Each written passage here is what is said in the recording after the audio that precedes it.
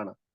അപ്പൊ അയാളുടെ നിരന്തരമായിട്ടുള്ള സഹായം ചോദിക്കലും അന്വേഷണങ്ങളും ഒക്കെ ഒരു ലോകത്തിലെ തന്നെ പ്രശസ്തനായ സൈക്കാട്രിസ്റ്റായ കാൾ ജങ് എന്ന് പറയുന്ന സിഗ്മണ്ട് ഫ്രോയിഡിന്റെ ശിഷ്യനായ കാൾ ജങ്ങിന്റെ അടുത്ത് എത്തുകയും അവിടെ നിന്ന് അദ്ദേഹത്തിന്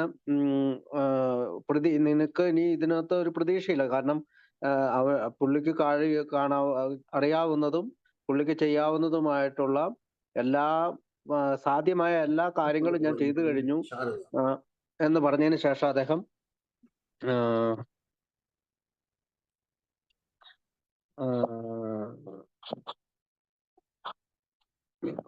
അപ്പൊ എന്ന് പറഞ്ഞതിന് ശേഷം അദ്ദേഹം അവസാനമായിട്ട് ഒരു സ്പിരിച്വൽ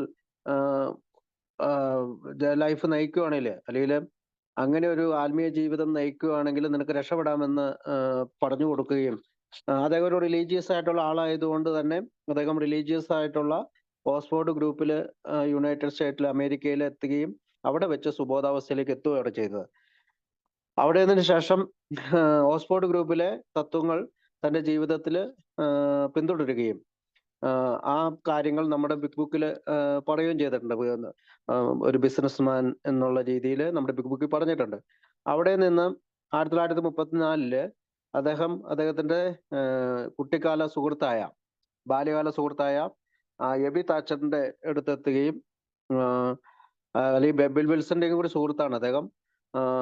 അദ്ദേഹം ഈ ക്രോണിക് ഡ്രിങ്കിങ് കാരണം, അല്ലെങ്കിൽ അതികഠിനമായ കുടി കാരണം ബെന്നിങ്ടൺ വെർമൗണ്ട് എന്ന സ്ഥലത്ത് ലോക്ക്ഡപ്പ് ആയേക്കുമായിരുന്നു. അദ്ദേഹത്തിനെ വിസിറ്റ് ചെയ്യുകയും, അതായത് എബി താച്ചറിനെ റോളണ്ട് ഹസാർഡ് വിസിറ്റ് ചെയ്യുകയും, പ്രത്യേകിച്ച് അദ്ദേഹത്തിന്റെ കൂടെ ഷെഫ് കോർണൽ, റോളണ്ട് ഹസാർഡ്, പിന്നെ സീബ്ര ഗ്രീവ്സ്, ഇവർ 3 പേരും കൂടിയാണ്. സീബ്ര ഗ്രീവ്സ് എന്ന് പറഞ്ഞാല് അവിടുത്തെ ജഡ്ജിയുടെ മകനാണ്. അവർ 3 പേരും കൂടി ഈ പറയുന്ന 12 സ്റ്റെപ്പ്, ഇന്ന് നമ്മൾ പറയുന്ന 12-ാം പടി പ്രവർത്തനത്തിനായി പോവുകയാണ്. അങ്ങനെ റോളണ്ട് ഹസാർഡും എബിയും ഓക്സ്ഫോർഡ് ഗ്രൂപ്പിലെത്തുകയും, പിന്നീട് ഒരു പക്ഷേ റോളണ്ട് ഹസാർഡ് എബിയുടെ ഒരു സ്പോൺസർ പോലെ പെരുമാറുകയും, പിന്നീട് അദ്ദേഹം ഈ പറയുന്ന ഓക്സ്ഫോർഡ് ഗ്രൂപ്പിലെ പ്രിൻസിപ്പൾ എബിയും ഫോളോ ചെയ്യുകയും മോചനം പ്രാപിക്കുകയും ചെയ്യണം. ആ ഡിസംബറിൽ, ആ വർഷം തന്നെ 1934 തന്നെ അവന് ബിൽവിൽസിനെ കാണാനായിട്ടുള്ള, എബിക്ക് ബിൽവിൽസിനെ കാണാനായിട്ടുള്ള ചാൻസ് കിട്ടാണ്. അവിടെ വെച്ചിട്ട് ബില്ല് പറയുന്നുണ്ട്, ഞാന് എൻ്റെ ജീവിതം നശിച്ചു എന്ന് സമ്മതിച്ചു, ഞാന് സത്യസന്ധമായി ബേബിയുടെ അടുത്ത് ഇതെല്ലാം പറഞ്ഞു, അങ്ങനെ ഞാന് എന്നെ ഉപദ്രവിച്ചുകൊണ്ടുള്ള രമ്യതയിൽ ഏർപ്പെട്ടു, അതുകൂടാതെ ഞാൻ മറ്റുള്ളവരിലേക്ക് സന്ദേശം കൊടുക്കാനായിട്ട് തയ്യാറായി. സന്ദേശം കൊടുക്കുക എന്ന് പറഞ്ഞാല് തീർച്ചയായും ഈ പുതിയ ആളുകൾ ചാൾസ് ബി ടൗൺസ് ഹോസ്പിറ്റലിൽ അഡ്മിറ്റ് ആകുമ്പോൾ അവിടെ പോയി നമ്മുടെ മദ്യാസക്തിയെ പറ്റിയൊക്കെ സംസാരിക്കാനായിട്ട് ഇദ്ദേഹം സമയം കണ്ടെത്തിയിരുന്നു. അത് ഓക്സ്ഫോർഡ് ഗ്രൂപ്പിന്റെ ഒരു രീതിയിലാണ് അത് ചെയ്തുകൊണ്ടിരുന്നത്. അപ്പം അങ്ങനെ ഈ പാറ്റേൺ നമ്മൾ പറയുന്ന രീതിയിൽ വളർന്നു വന്നു. അങ്ങനെ അദ്ദേഹം അക്രോണില് ബിൽ ഡബ്ല്യു പോവുകയും ഡോക്ടർ ബോബിനെ കാണുകയൊക്കെ പറയുന്നുണ്ട്. അപ്പൊ ഈ ചരിത്രത്തില് ഞാനത് ഇംഗ്ലീഷിലുള്ളത് വായിച്ച് മലയാളത്തിലേക്കാവും. Now we begin to see the emerging pattern of events in Akron and in the New York area in the 10 years period before the start of AA. അതായത് ആൽക്കഹോളിക്സ് അനോണിമസ് സ്റ്റാർട്ട് ചെയ്യണതിന് 10 വർഷങ്ങളോളം ഈ pattern വളർന്നു വന്നുകൊണ്ടിരുന്നു. We see how through the machinery of the Oxford Group and its key leaders Frank Buchman and Sam Shoemaker. ഇപ്പൊ നമ്മള് കഴിഞ്ഞ ആഴ്ച Frank ബുച്ച്മാനെ key ലീഡേഴ്സായ ഫ്രാങ്ക് ബുച്ച്മാനെ പറ്റിയും സാം ഷുമാക്കറിനെ പറ്റിയും നമ്മൾ പറഞ്ഞതാണ്. Events conspired to make possible this meeting between Bob and Bill in Akron in 1935. 1935 ബോബും അക്രോണിലെ ബോബിനെ കാണാനായിട്ട് ബില്ല് എങ്ങനെയാണ് മീറ്റ് ചെയ്തതെന്ന് നമുക്ക് നോക്കാം. Shep, Cebra and Rowland were all 3 Oxford group members. അതായത് ഷെപ്പും സീബ്രയും റോളണ്ടും ആ സമയത്ത് ഓക്സ്ഫോർഡ് ഗ്രൂപ്പിലെ മെമ്പേഴ്സ് ആണ്. They were part of the business teams that were working around the country in various cities. ഇവർ മൂന്നുപേരും കൂടി ഓക്സ്ഫോർഡ് ഗ്രൂപ്പിന്റെ ഒരു ബിസിനസ് ടീമായിട്ട് വളരുകയും രാജ്യത്തെ പല സിറ്റികളിൽ വർക്ക് ചെയ്യുകയും ചെയ്തു. ഈ നവംബർ ഓഫ് 1934, 1934 നവംബറിൽ Ebby surrendered his life to God at the Calvary Episcopal mission run by Sam Shoemaker. 1934 ആയപ്പോഴത്തേക്ക് എബി തന്റെ ജീവിതം സറണ്ടർ ചെയ്തു. കാൽവരി എപ്പിസ്കോപ്പൽ ചർച്ചില് അത് സാം ഷുമാക്കറാണ് അത് റൺ ചെയ്തിരുന്നത്. നമ്മൾ കഴിഞ്ഞ ആഴ്ച കണ്ടതാണ്. Some had met Frank Buchman in China in 1918. ചൈനയിൽ വെച്ച് 1918 ഫ്രാങ്ക് ബിച്ച്മാനെ കാണുകയും സാം ഷുമാക്കർ മാനസാന്തരപ്പെടുകയും ചെയ്യുന്നുണ്ട്. അവിടെ നിന്ന് 1934 ആയപ്പോഴത്തേക്കും അദ്ദേഹം ഓക്സ്ഫോർഡ് ഗ്രൂപ്പിന്റെ ഒരു മേജർ ലീഡറായി മാറുകയും യുണൈറ്റഡ് സ്റ്റേറ്റ്സിൽ അത് ഹോസ്റ്റ് ചെയ്യുകയും ചെയ്തുകൊണ്ടിരുന്ന, അല്ലെങ്കിൽ യുണൈറ്റഡ് സ്റ്റേറ്റ്സിലെ കാൽവരിയിലെ അവരുടെ ചർച്ച് ഹോസ്റ്റ് ചെയ്തുകൊണ്ടിരുന്നത് അയാൾ തന്നെയാണ്. Ebby is staying into his mission. അത് എബി ഇങ്ങനെ തുടർന്ന് ഈ മിഷൻ പ്രവർത്തനങ്ങളിൽ ഏർപ്പെട്ടുകൊണ്ട് Bill W shows up there drunk looking for Ebby. അപ്പോ ബിൽ ഡബ്ല്യുവിനെ കണ്ടതിന് ശേഷം വീണ്ടും ബിൽ ഡബ്ല്യു കുടിക്കുന്നുണ്ട്. അങ്ങനെ ബിൽ ഡബ്ല്യു എബിയെ കാണാനായി നമ്മുടെ ഇവിടെ എത്തുകയാണ്. ഇവിടെ ഈ കാൽവരി ചർച്ചിൽ എത്തുകയാണ്. കാൻഡ് ഫൈൻഡ് ഹിം, അവനെ കണ്ടെത്താൻ കഴിഞ്ഞില്ല. And goes to Towns hospital, അതിന് തിരിച്ച് ടൗൺസ് ഹോസ്പിറ്റലിലേക്ക് പോയി. ബിൽ ഡൂവൽ എന്ന് പറയുന്ന മറ്റൊരു ഓക്സ്ഫോർഡ് ഗ്രൂപ്പിലെ അംഗം ഇത് ഓർമ്മിച്ചെടുക്കുന്നത് ഒരു കത്തിലൂടെയാണ്. Bill W told us at the mission that he had heard that Ebby on the previous Sunday at the Calvary Church. അവന് എബിയെ പറ്റി അതിനു മുമ്പുള്ള സൺഡേയിൽ കേട്ടിരുന്നു. എബിക്ക് ഇവിടെ നിന്ന് സഹായം ലഭിച്ചിട്ടുണ്ടെങ്കിൽ എനിക്കും ഇവിടെ നിന്ന് സഹായം കിട്ടണം. ഈ മിഷന്റെ ഓക്സ്ഫോർഡ് ഗ്രൂപ്പിൽ മിഷന്റെ സഹായം വേണം. Bill looked prosperous compared to our usual mission customers. Actually, he was wearing a Brook Brothers suit purchased at a roomage sale for $5. Rummage sale എന്ന് പറഞ്ഞാല് ഈ സെയിൽ കിട്ടുന്ന ഒരു ജാക്കറ്റ് ഇതാണ് അവന് ബിൽ ഡബ്ല്യു വെയർ ചെയ്തിരുന്നത്. So we agreed that he go to Towns hospital where Ebby and others of the group would talk to him. അങ്ങനെ അവൻ അവിടെ വെച്ച് സമ്മതിക്കുകയാണ്. അപ്പൊ എബിനെ കണ്ടില്ല, പക്ഷെ അവൻ ടൗൺസ് ഹോസ്പിറ്റലിലേക്ക് പോകാം. അവിടെ വെച്ചിട്ട് എബിയോട് എന്നെ കാണാൻ വരണം എന്നുള്ള രീതിയിൽ അവരോട് സംസാരിച്ചു എന്ന് ഈ ലെറ്ററിൽ പറയുന്നുണ്ട്. After his spiritual experience of Towns, Bill immediately made a decision to become very active in Oxford group work. അപ്പോൾ നമുക്കറിയാം, ഒരു ആത്മീയ അനുഭവം ഉണ്ടായതിനു ശേഷം, ടൗൺസ് ഹോസ്പിറ്റലിൽ ആത്മീയ അനുഭവം ഉണ്ടായതിനു ശേഷം ബിൽ വളരെ പെട്ടെന്ന് തന്നെ ഈ ഓക്സ്ഫോർഡ് ഗ്രൂപ്പിന് വേണ്ടി പ്രവർത്തിക്കാനും ഓക്സ്ഫോർഡ് ഗ്രൂപ്പിലെ ആളുകളെ പോലെ ചിന്തിക്കാനൊക്കെ തുടങ്ങി. അതായത് സന്ദേശം മറ്റുള്ളവർക്ക് എത്തിക്കാനായിട്ട്. And try to bring other alcoholics from Towns to the group. അങ്ങനെ അവന് നമുക്കറിയാം സിൽക്ക് വർത്ത് അവനെ അനുവദിച്ചിരുന്നു. ടൗൺസ് ഹോസ്പിറ്റലിൽ സ്ഥിരമായി ചെല്ലാൻ അനുവദിച്ചിരുന്നു. അത് അദ്ദേഹത്തിന്റെ രോഗികളെ കണ്ട് സംസാരിക്കാൻ അനുവദിച്ചിരുന്നു. അത് പലപ്പോഴും സിൽക്ക് വർത്ത് അനുവദിച്ചത് അദ്ദേഹത്തിന്റെ ജോലി നഷ്ടപ്പെടും. കാരണം ഒരു ഡോക്ടർ മറ്റൊരാളെ അവിടെ സംസാരിക്കാനായിട്ട് അനുവദിക്കുന്നത് അദ്ദേഹത്തിന്റെ ജോലിയെ ബാധിക്കാമെന്ന് കരുതിട്ട് കൂടി പോലും സിൽക്ക് വർത്ത് അനുവദിച്ചു എന്നൊക്കെ നമ്മൾ കണ്ടിട്ടുണ്ട്. അപ്പോൾ അവിടെ നിന്ന് ഇങ്ങനെ കാണുന്ന രോഗികളെ ഓക്സ്ഫോർഡ് ഗ്രൂപ്പിൽ എത്തിക്കുക എന്നതായിരുന്നു ബിൽ വിൽസൺ ആദ്യം ചെയ്തുകൊണ്ടിരുന്ന പരിപാടി. അപ്പൊ നമ്മളിപ്പോ പറഞ്ഞുകൊണ്ടിരിക്കുന്നത് നമ്മുടെ ആൽക്കഹോളിക്സ് അനോണിമസ് രൂപീകൃതമാകുന്നതിന് മുമ്പുള്ള കാര്യങ്ങളാണ്, അല്ലെങ്കിൽ 1939 മുമ്പുള്ള കാര്യങ്ങളാണ്. ബിൽ വിൽസണ് നമ്മുടെ ബുക്ക് എഴുതുന്നതിന് തൊട്ട് മുമ്പുള്ള കാര്യം. Many of the hosts who rescued Ebi in Oxford had through indoctrination in Oxford group teachings, and he passed many of this along to Ebi and Bill Wilson. അപ്പോൾ റോളണ്ട് കസാഡ് അവിടെ നിന്ന് സന്ദേശം കിട്ടിയതിന് ശേഷം മറ്റുള്ളവരിലേക്ക് ഇത് പാസ് ചെയ്യാനായിട്ട് ശ്രമിച്ചു. അതോടൊപ്പം തന്നെ ബിൽ വിൽസൺ ആകട്ടെ ഓക്സ്ഫോർഡ് ഗ്രൂപ്പിന്റെ മീറ്റിംഗില് പോവുകയും ഈ ഹോസ്പിറ്റലിൽ ഡെയിലി പാസിറ്റോണിൽ അത് പറയുന്നത് രാവിലെ ഉച്ചയ്ക്കും വൈകുന്നേരം ഒക്കെ 4-5 മാസങ്ങളായി ബിൽ ഡബ്ല്യു സ്ഥിരമായി ഈ ചാൾസ് ടൗൺസ് ഹോസ്പിറ്റൽ സന്ദർശിച്ചു എന്നാണ്. അപ്പം അതായത് ആക്രോൺ ട്രിപ്പിന് മുമ്പ്, അതായത് ബോബിനെ കാണുന്നതിന് മുമ്പ് 4-5 മാസം സ്ഥിരമായിട്ട് ഹോസ്പിറ്റൽ സന്ദർശിച്ചിരുന്നു. നോ വൺ സ്റ്റേഡ് സോബർ, പക്ഷെ ആരും അവിടെ സോബർ ആയില്ല. Bill W and the Oxford group work Jim Newton enters the scene. അപ്പോൾ ഇവിടെ വെച്ചിട്ടാണ് ജിം ന്യൂട്ടൺ എന്ന് പറയുന്ന ഒരാള് നമ്മുടെ ഈ കഥാപാത്രം നമ്മുടെ ഇതിലേക്ക് കടന്നു വരുന്നത്. Rowland Hazard fuse rescued Ebby in August 1934. 1934 Rowland Hazard എബിനെ സേവ് ചെയ്യുന്നത്. ഹാഡ് എ ത്രൂ ഇൻഡോക്ട്രിനേഷൻ, അതായത് പഠിപ്പിക്കുക, ഇതിന്റെ ഓക്സ്ഫോർഡ് ഗ്രൂപ്പിന്റെ കാര്യങ്ങളൊക്കെ പറഞ്ഞു കൊടുത്തതിന് ശേഷം എബി സേവ് ചെയ്യണം.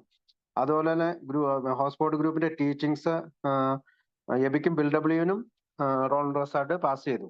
Soon after his release from Towns Hospital at the end of 1940, Bill and the rest of the alcoholic contingent of the Oxford group began gathering at a Stuart cafeteria in New York, following their regular meeting. അതായത് Oxford ഗ്രൂപ്പിലെ സ്ഥിരമായിട്ടുള്ള ഇവരുടെ സന്ദർശനത്തിന് ശേഷം Oxford ഗ്രൂപ്പിലെ അംഗങ്ങളായ ഇവർ Stuart കഫ്റ്റീരിയയില് ഒന്നിച്ച് ചേരാറുണ്ടായിരുന്നു, ഒരു ആഫ്റ്റർ മീറ്റിംഗ് പോലെ.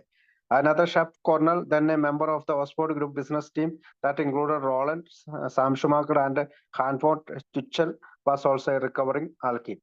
അപ്പൊ ഇതിനകത്ത് ഒരുപാട് പേര് ആൽക്കഹോൾ, ഈ ഓക്സ്ഫോർഡ് ഗ്രൂപ്പിൽ മോചിതരായ ആൽക്കഹോളിക്കുകളെ പറ്റി പറയുന്നത്. അതിനകത്ത് ഒരാളാണ് ഷെഫ് കോർണല്, അടുത്ത ഒരാളാണ് റോളണ്ട്, പിന്നെ ഹാൻഫോർഡ് ട്വിച്ചലുണ്ട്. ഇവരെല്ലാം ഈ സാം ഷുമാക്കറിന്റെ ഈ ഓക്സ്ഫോർഡ് ഗ്രൂപ്പിൽ പങ്കെടുത്തിട്ടുള്ള ആൽക്കികളാണ്, മോചനം പ്രാപിച്ചിട്ടുള്ള ആൽക്കഹോളിക്കുകളാണ്. Louis Wilson talked of regular attendance at the Oxford group meetings with Bill, Shep and Abby.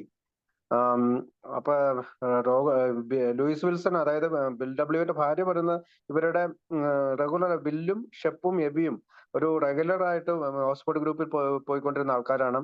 അതുകൂടാതെ James Houck, a non alcoholic Oxford group member in Frederick, Maryland, states that Bill W. went to many Oxford group meetings at the Frank Scott Key Hotel in Frederick and always centered on alcohol. അപ്പോൾ bill W ആ ഒരു ഗ്രൂപ്പിൽ മാത്രമല്ല, Oxford group Oxford ഗ്രൂപ്പിന്റെ മറ്റു പല സ്ഥലങ്ങളിലും പോയിരുന്നതായി Frederick പറയുന്നുണ്ട്. He was obsessed with the idea of carrying the message. അവിടെ വെച്ചും ബിൽ ഡബ്ല്യു ഈ പറയുന്ന ആശയം മറ്റുള്ളവർക്ക് പകർന്നു കൊടുക്കാനായിട്ട് വളരെയധികം ശ്രമിച്ചിരുന്നതാണ്.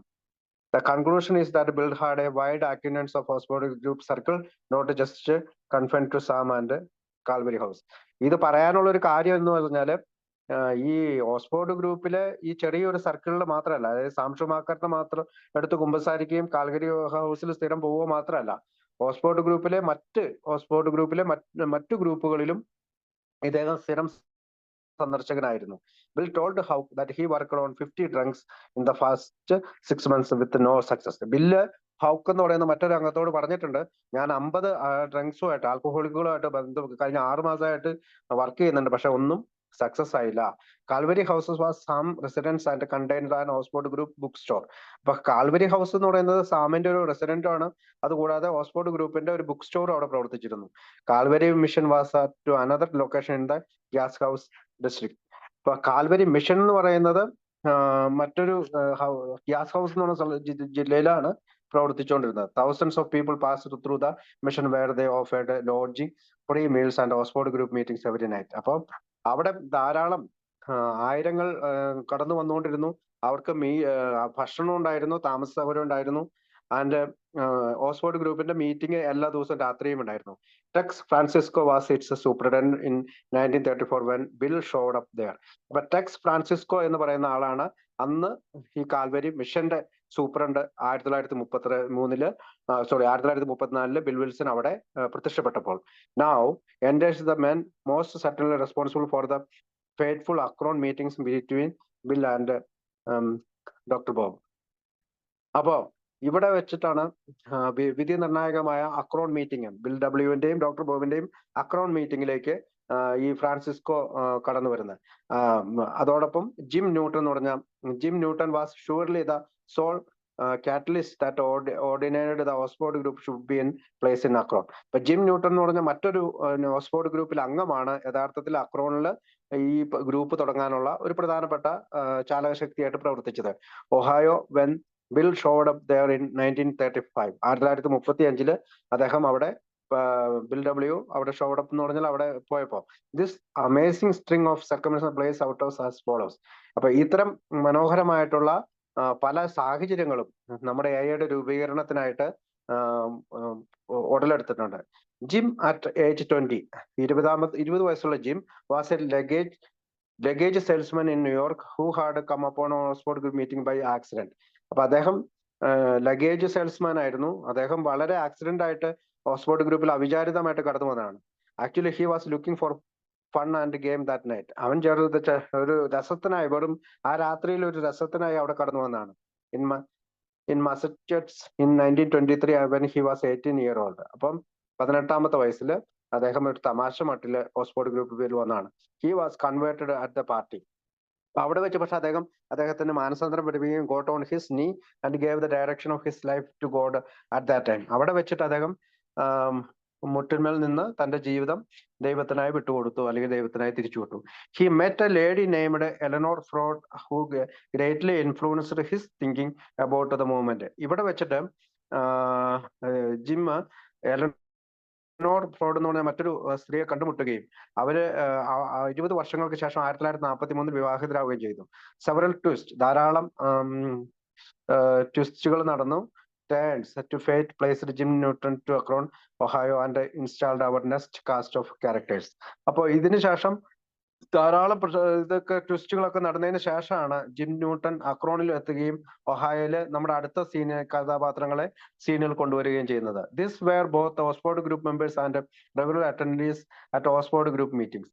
ഇവര് സ്ഥിരമായിട്ട് ഓക്സ്ഫോർഡ് ഗ്രൂപ്പിന്റെ മെമ്പേഴ്സും ആയിരുന്നു, സ്ഥിരമായി ഓക്സ്ഫോർഡ് ഗ്രൂപ്പ് മീറ്റിംഗിന് പോയിക്കൊണ്ടിരുന്നവരാണ്. We will be talking about the intertwined relations of Henrietta സിബർലിംഗ്.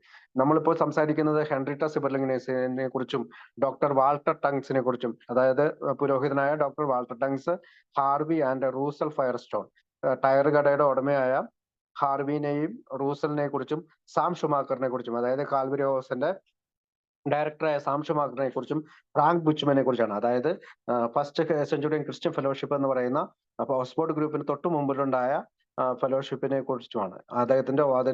അത് സ്ഥാപിച്ച ആളുടെ പേരാണ് ഫ്രാങ്ക് ബുച്ച്മാൻ. അദ്ദേഹം ഒരു പുരോഹിതനാണ്. T Henry and Clarence Williams, അവർ രണ്ടുപേരും ഓക്സ്ഫോർഡ് ഗ്രൂപ്പിലെ അംഗങ്ങളാണ്. ആൻഡ് ആനി, ഡോക്ടർ ബോബിന്റെ wife, and doctor Bob Smith. ഇതിനെക്കുറിച്ചാണ് നമ്മൾ ഇനി പറയാൻ പോകുന്നത്. Jim Newton went to Myers Florida in 1926. 1926 Jim Newton മേയേഴ്സിൽ ഫ്ലോറിഡയിൽ പോയത് at age 21 to visit his father, അദ്ദേഹത്തിന്റെ അച്ഛനെ കാണാനായിട്ട്. And they bought a 35 acre tract of land across the road from the Thomas Edison estate. അവിടെ വെച്ച് 35 acre സ്ഥലം ഇവർ വാങ്ങുന്നു തോമസ് എഡിസൺ എസ്റ്റേറ്റിൽ നിന്ന്. Jim Newton become as an adopted son to Mr and Mrs Edison. അതായത് Mr and Mrs എഡിസന്റെ adopt ചെയ്യപ്പെട്ട മകനാണ് Newton. And often acted as host and act as toastmaster in Edison's famous birthday parties that were attended by Henry Ford, Harvey Firestone. ഇദ്ദേഹം അവിടെ ഒരു toast master, അതായത് നമുക്ക് toast ഒക്കെ ഉണ്ടാക്കുന്ന ഒരാളായിട്ട് ഇദ്ദേഹം വളരെ ഫേമസ് ആയിരുന്നു, കാരണം നന്നായി ടോസ്റ്റ് ഉണ്ടാക്കും. അപ്പൊ അവിടെ ഈ ബർത്ത്ഡേ പാർട്ടിയിൽ ഹെൻറി ഫോർഡും ഹാർവി ഫയർസ്റ്റോൺ, ഇവരൊക്കെ ഹാർവി ഫയർസ്റ്റോൺ ടയർ, പ്രശസ്തമായ ഫയർസ്റ്റോൺ ടയർ കമ്പനിയുടെ ഉടമയാണ് ഹാർവി. അതുപോലെ തന്നെ ഫോർഡ് എന്ന് പറയുന്നതും അദ്ദേഹം ഒരു ബിസിനസ്സുകാരനാണ്. And many world renowned business leaders and public figures, അവിടെ ധാരാളം ബിസിനസ് ലീഡേഴ്സും പബ്ലിക് ഫിഗേഴ്സും കടന്നു വന്നു. Here begins another key circumstance to set the stage in Akron. ഇതാണ് മറ്റൊരു അക്രോണില് ഒഹായോയിലേക്ക് നമ്മുടെ വിധി നിർണായകമായ എയുടെ രൂപീകരണത്തിന്റെ സാഹചര്യങ്ങൾ ഒരുക്കുന്ന മറ്റൊരു കഥയിലേക്ക് വഴികാട്ടിയത്. Harvey Firestone senior offered Jim a job as secretary to the Firestone Tire and Rubber Company in 1926.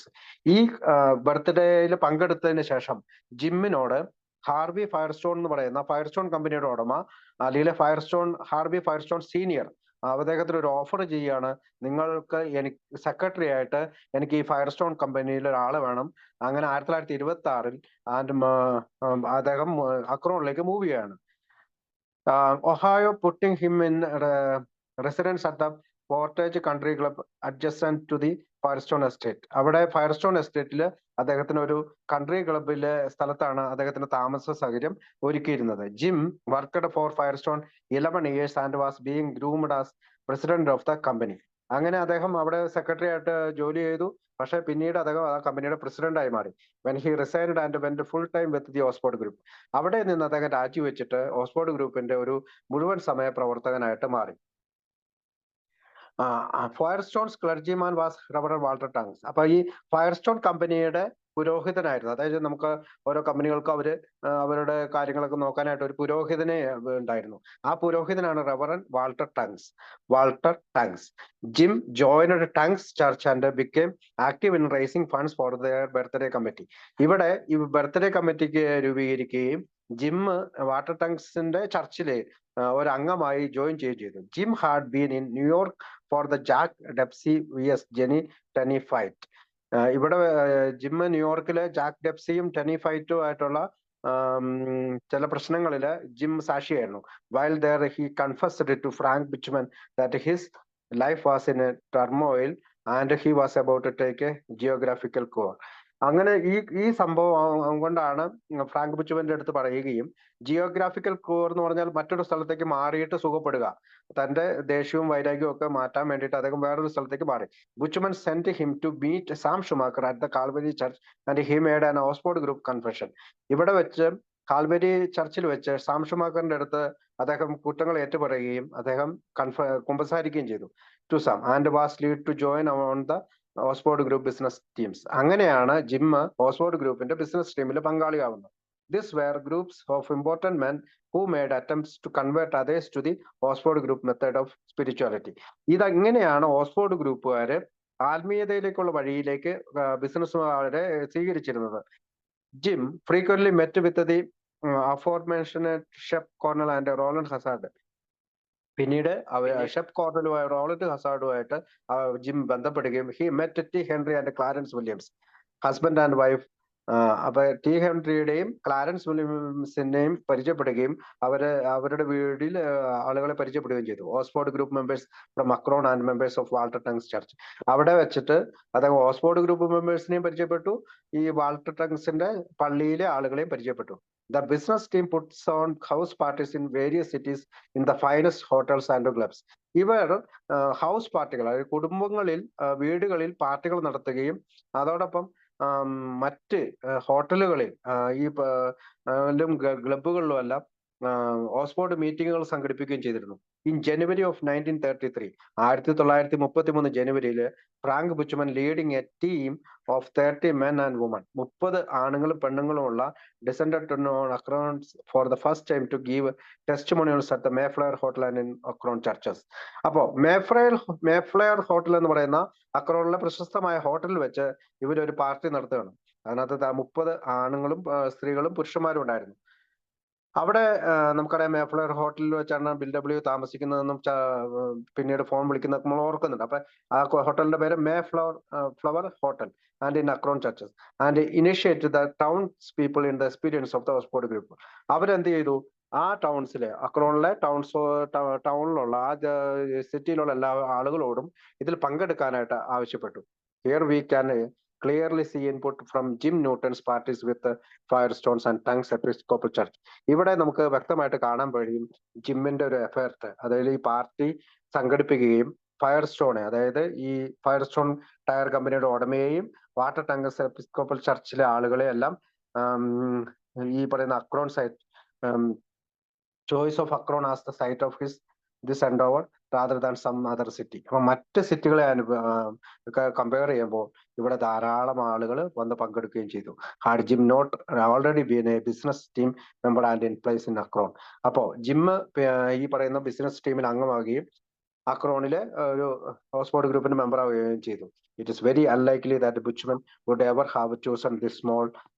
അപ്പം സാധാരണ ബുച്ച്മന് ഈ ചെറിയ പാർട്ടികളൊന്നും പങ്കെടുക്കാറില്ല, കാരണം അദ്ദേഹം വലിയ ഹൗസ് പാർട്ടികളാണ് പങ്കെടുക്കുന്നത്. പക്ഷെ എന്നാലും ഇദ്ദേഹം ചൂസ് ചെയ്തു rather unknown cities as a place to pursue his evangelist effort. അദ്ദേഹം വലിയ സിറ്റികളിലും സുവിശേഷവൽക്കരണം നടത്തുന്ന ഒരാളാണ്. Jim was the spokesman who introduced Buchman at all the affairs that week in Akron. അപ്പം ആ ആഴ്ചയിൽ എല്ലാ എന്തൊക്കെ സംഭവിച്ചു എന്നുള്ളത് ജിം അദ്ദേഹത്തിനെ അറിയിച്ചു. Now our cast of characters nearly complete and in place. ഇവിടെയാണ് നമ്മുടെ സീനിലുള്ള, നമ്മുടെ ഈ എയുടെ രൂപീകരണത്തിന് സഹായിച്ചിട്ടുള്ള എല്ലാവരും കടന്നു വരുന്നത്. still to appear on the scene, however, are Henrietta Sibberling. ആരൊക്കെയാണത്? Henrietta Seiberling. ഡോക്ടർ ബോബിനെ ബിൽ ഡബ്ല്യുവിനെ പരിചയപ്പെടുത്തി കൊടുത്ത ഹെൻറിറ്റ സെബർലിംഗ്. ആനി, ഡോക്ടർ ബോബിന്റെ വൈഫ്. പിന്നെ doctor Bob Smith, T Henry, Clarence Williams. ഇവിടെ കൂടാതെ ക്ലാരൻസ് വില്യംസും അവിടെ പങ്കെടുത്തു.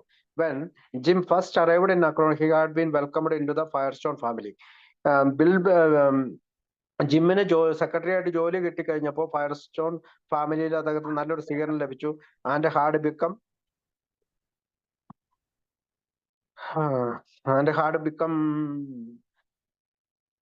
Fast friends with son Russell Firestone. അതായത് അദ്ദേഹത്തിന്റെ മകനായ റൂസൽ ഫയർസ്റ്റോണിന്റെ നല്ലൊരു ഫ്രണ്ടായിട്ട്, കൂട്ടുകാരനായിട്ട് ജിം മാറി. But had a very bad drinking problem. ഈ പറയുന്ന റൂസൽ അല്ലെങ്കിൽ ബഡ് എന്നാണ് അദ്ദേഹത്തിനെ വിളിച്ചത്, BUD ബഡ്. ബഡിന് അല്ലെങ്കിൽ റൂസലിന് വലിയ ഒരു ഡ്രിങ്കിങ് പ്രോബ്ലം ഉണ്ടായിരുന്നു. And had already been sent to several hospital to no avail. ഇപ്പൊ ധാരാളം ആശുപത്രിയിലേക്ക് കൊണ്ടുപോയെങ്കിലും അതിന് വലിയ പ്രയോജനമോ ഒരു ഉപയോഗവും ഉണ്ടായില്ല. കാരണം അവർക്ക് വീണ്ടും അദ്ദേഹം കുടിക്കുകയാണ് ചെയ്തത്. Jim went with Bud to still another drying out place. അപ്പൊ ജിം എന്ത് ചെയ്തു? വീണ്ടും ബഡിനെ കൊണ്ട് വേറൊരു ഡ്രൈയിങ് ഔട്ട് പ്ലേസിലേക്ക് പോയി. On the Hudson River in New York. അത് ഹുഡ്സൺ റിവറിലെ ന്യൂയോർക്കിലാണ് അത്. And stayed through the entire 30-day programme. അവിടെ ഒരു 30 ദിവസത്തെ ഡ്രൈവിംഗ് പ്രോഗ്രാമിൽ, അതായത് മദ്യത്തിൽ നിന്ന് മാറ്റിയെടുക്കാനായിട്ടുള്ള ഒരു പ്രോഗ്രാമിൽ പങ്കെടുക്കുകയെങ്കിലും he took Bud into an Episcopal conference in Denver. ഡെൻവറിലെ ഈ പറയുന്ന ഒരു ഓക്സ്ഫോർഡ് ഗ്രൂപ്പിന്റെ എപ്പിസ്കോപ്പൽ കോൺഫറൻസിലേക്ക് കൊണ്ടുപോയി. To which the Oxford Group people had been invited. അവിടെ ഓക്സ്ഫോർഡ് ഗ്രൂപ്പ് പീപ്പിളും വിളിച്ചിരുന്നു. On the train east again after the party. അപ്പം ആഫ്റ്റർ ഈ പാർട്ടി കഴിഞ്ഞതിന് ശേഷം ട്രെയിനിൽ വെച്ച് he was able to introduce Bud to his old Oxford Group minister Sam Shoemaker. അവിടെ സാം ഷുമാക്കറെ പരിചയപ്പെടുത്തി. Alone with Sam but surrender his life to God in a private car on the train. അവിടെ വെച്ചിട്ടാണ്, അതായത് ട്രെയിനില് ഒരു ബോഗിയിൽ വെച്ചിട്ടാണ് സാമുമായിട്ട് സംസാരിക്കുകയും ജീവിതം ദൈവത്തിന് സമർപ്പിക്കുകയും ചെയ്തത്. His life changed. അപ്പൊ ഇത് വലിയൊരു അത്ഭുതമായി. കാരണം അദ്ദേഹത്തിന്റെ ജീവിതം ചേഞ്ച് ആയി. And his family situation and marriage were saved.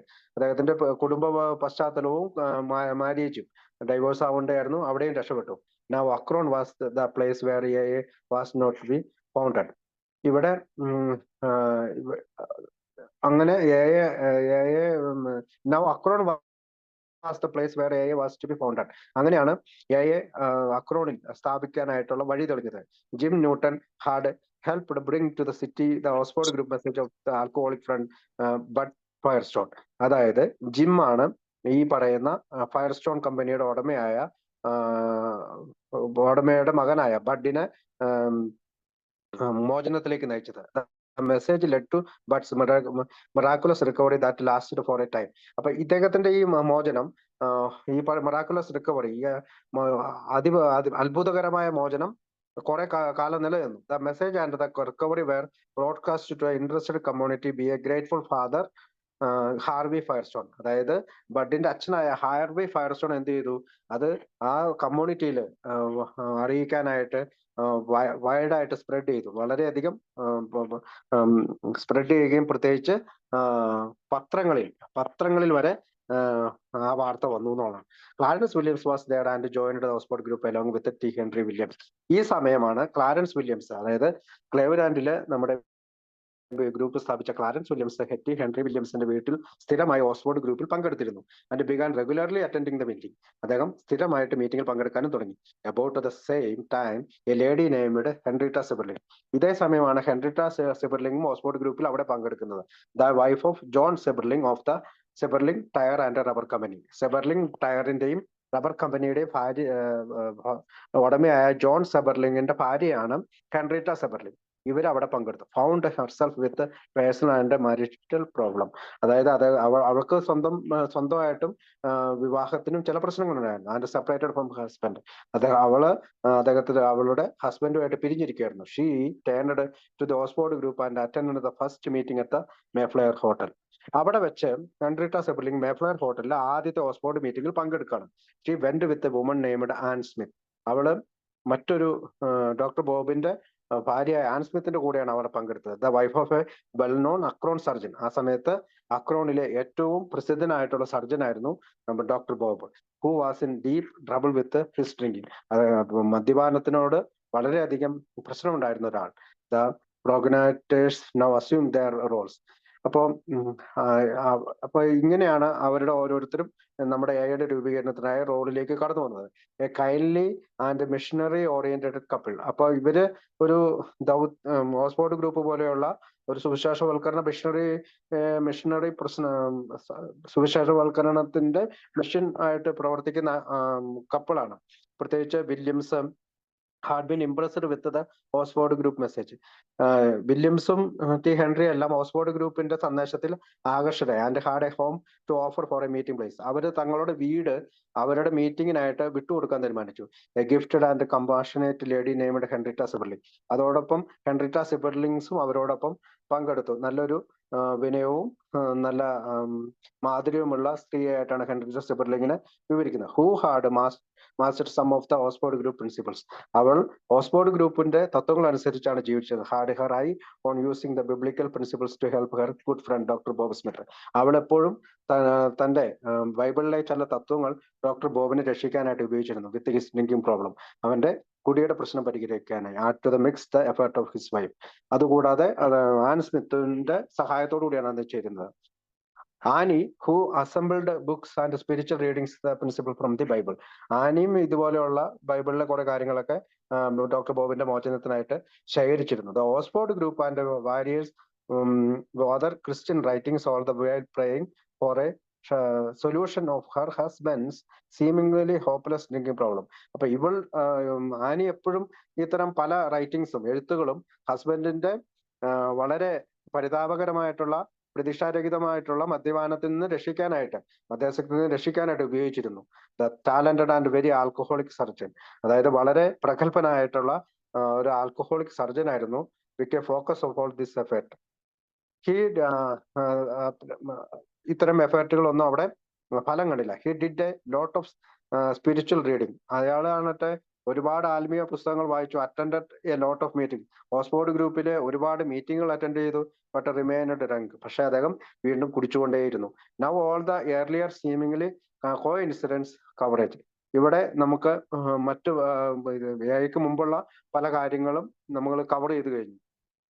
And this story merges in to the facts we all know from our A literature. ഇത്തരം കഥകളെല്ലാം നമ്മുടെ ആൽക്കഹോളിസത്തിന്റെ ലിറ്ററേച്ചറുകളിൽ നിന്ന് നമുക്കിപ്പോ വായിച്ചെടുക്കാവുന്നതാണ്.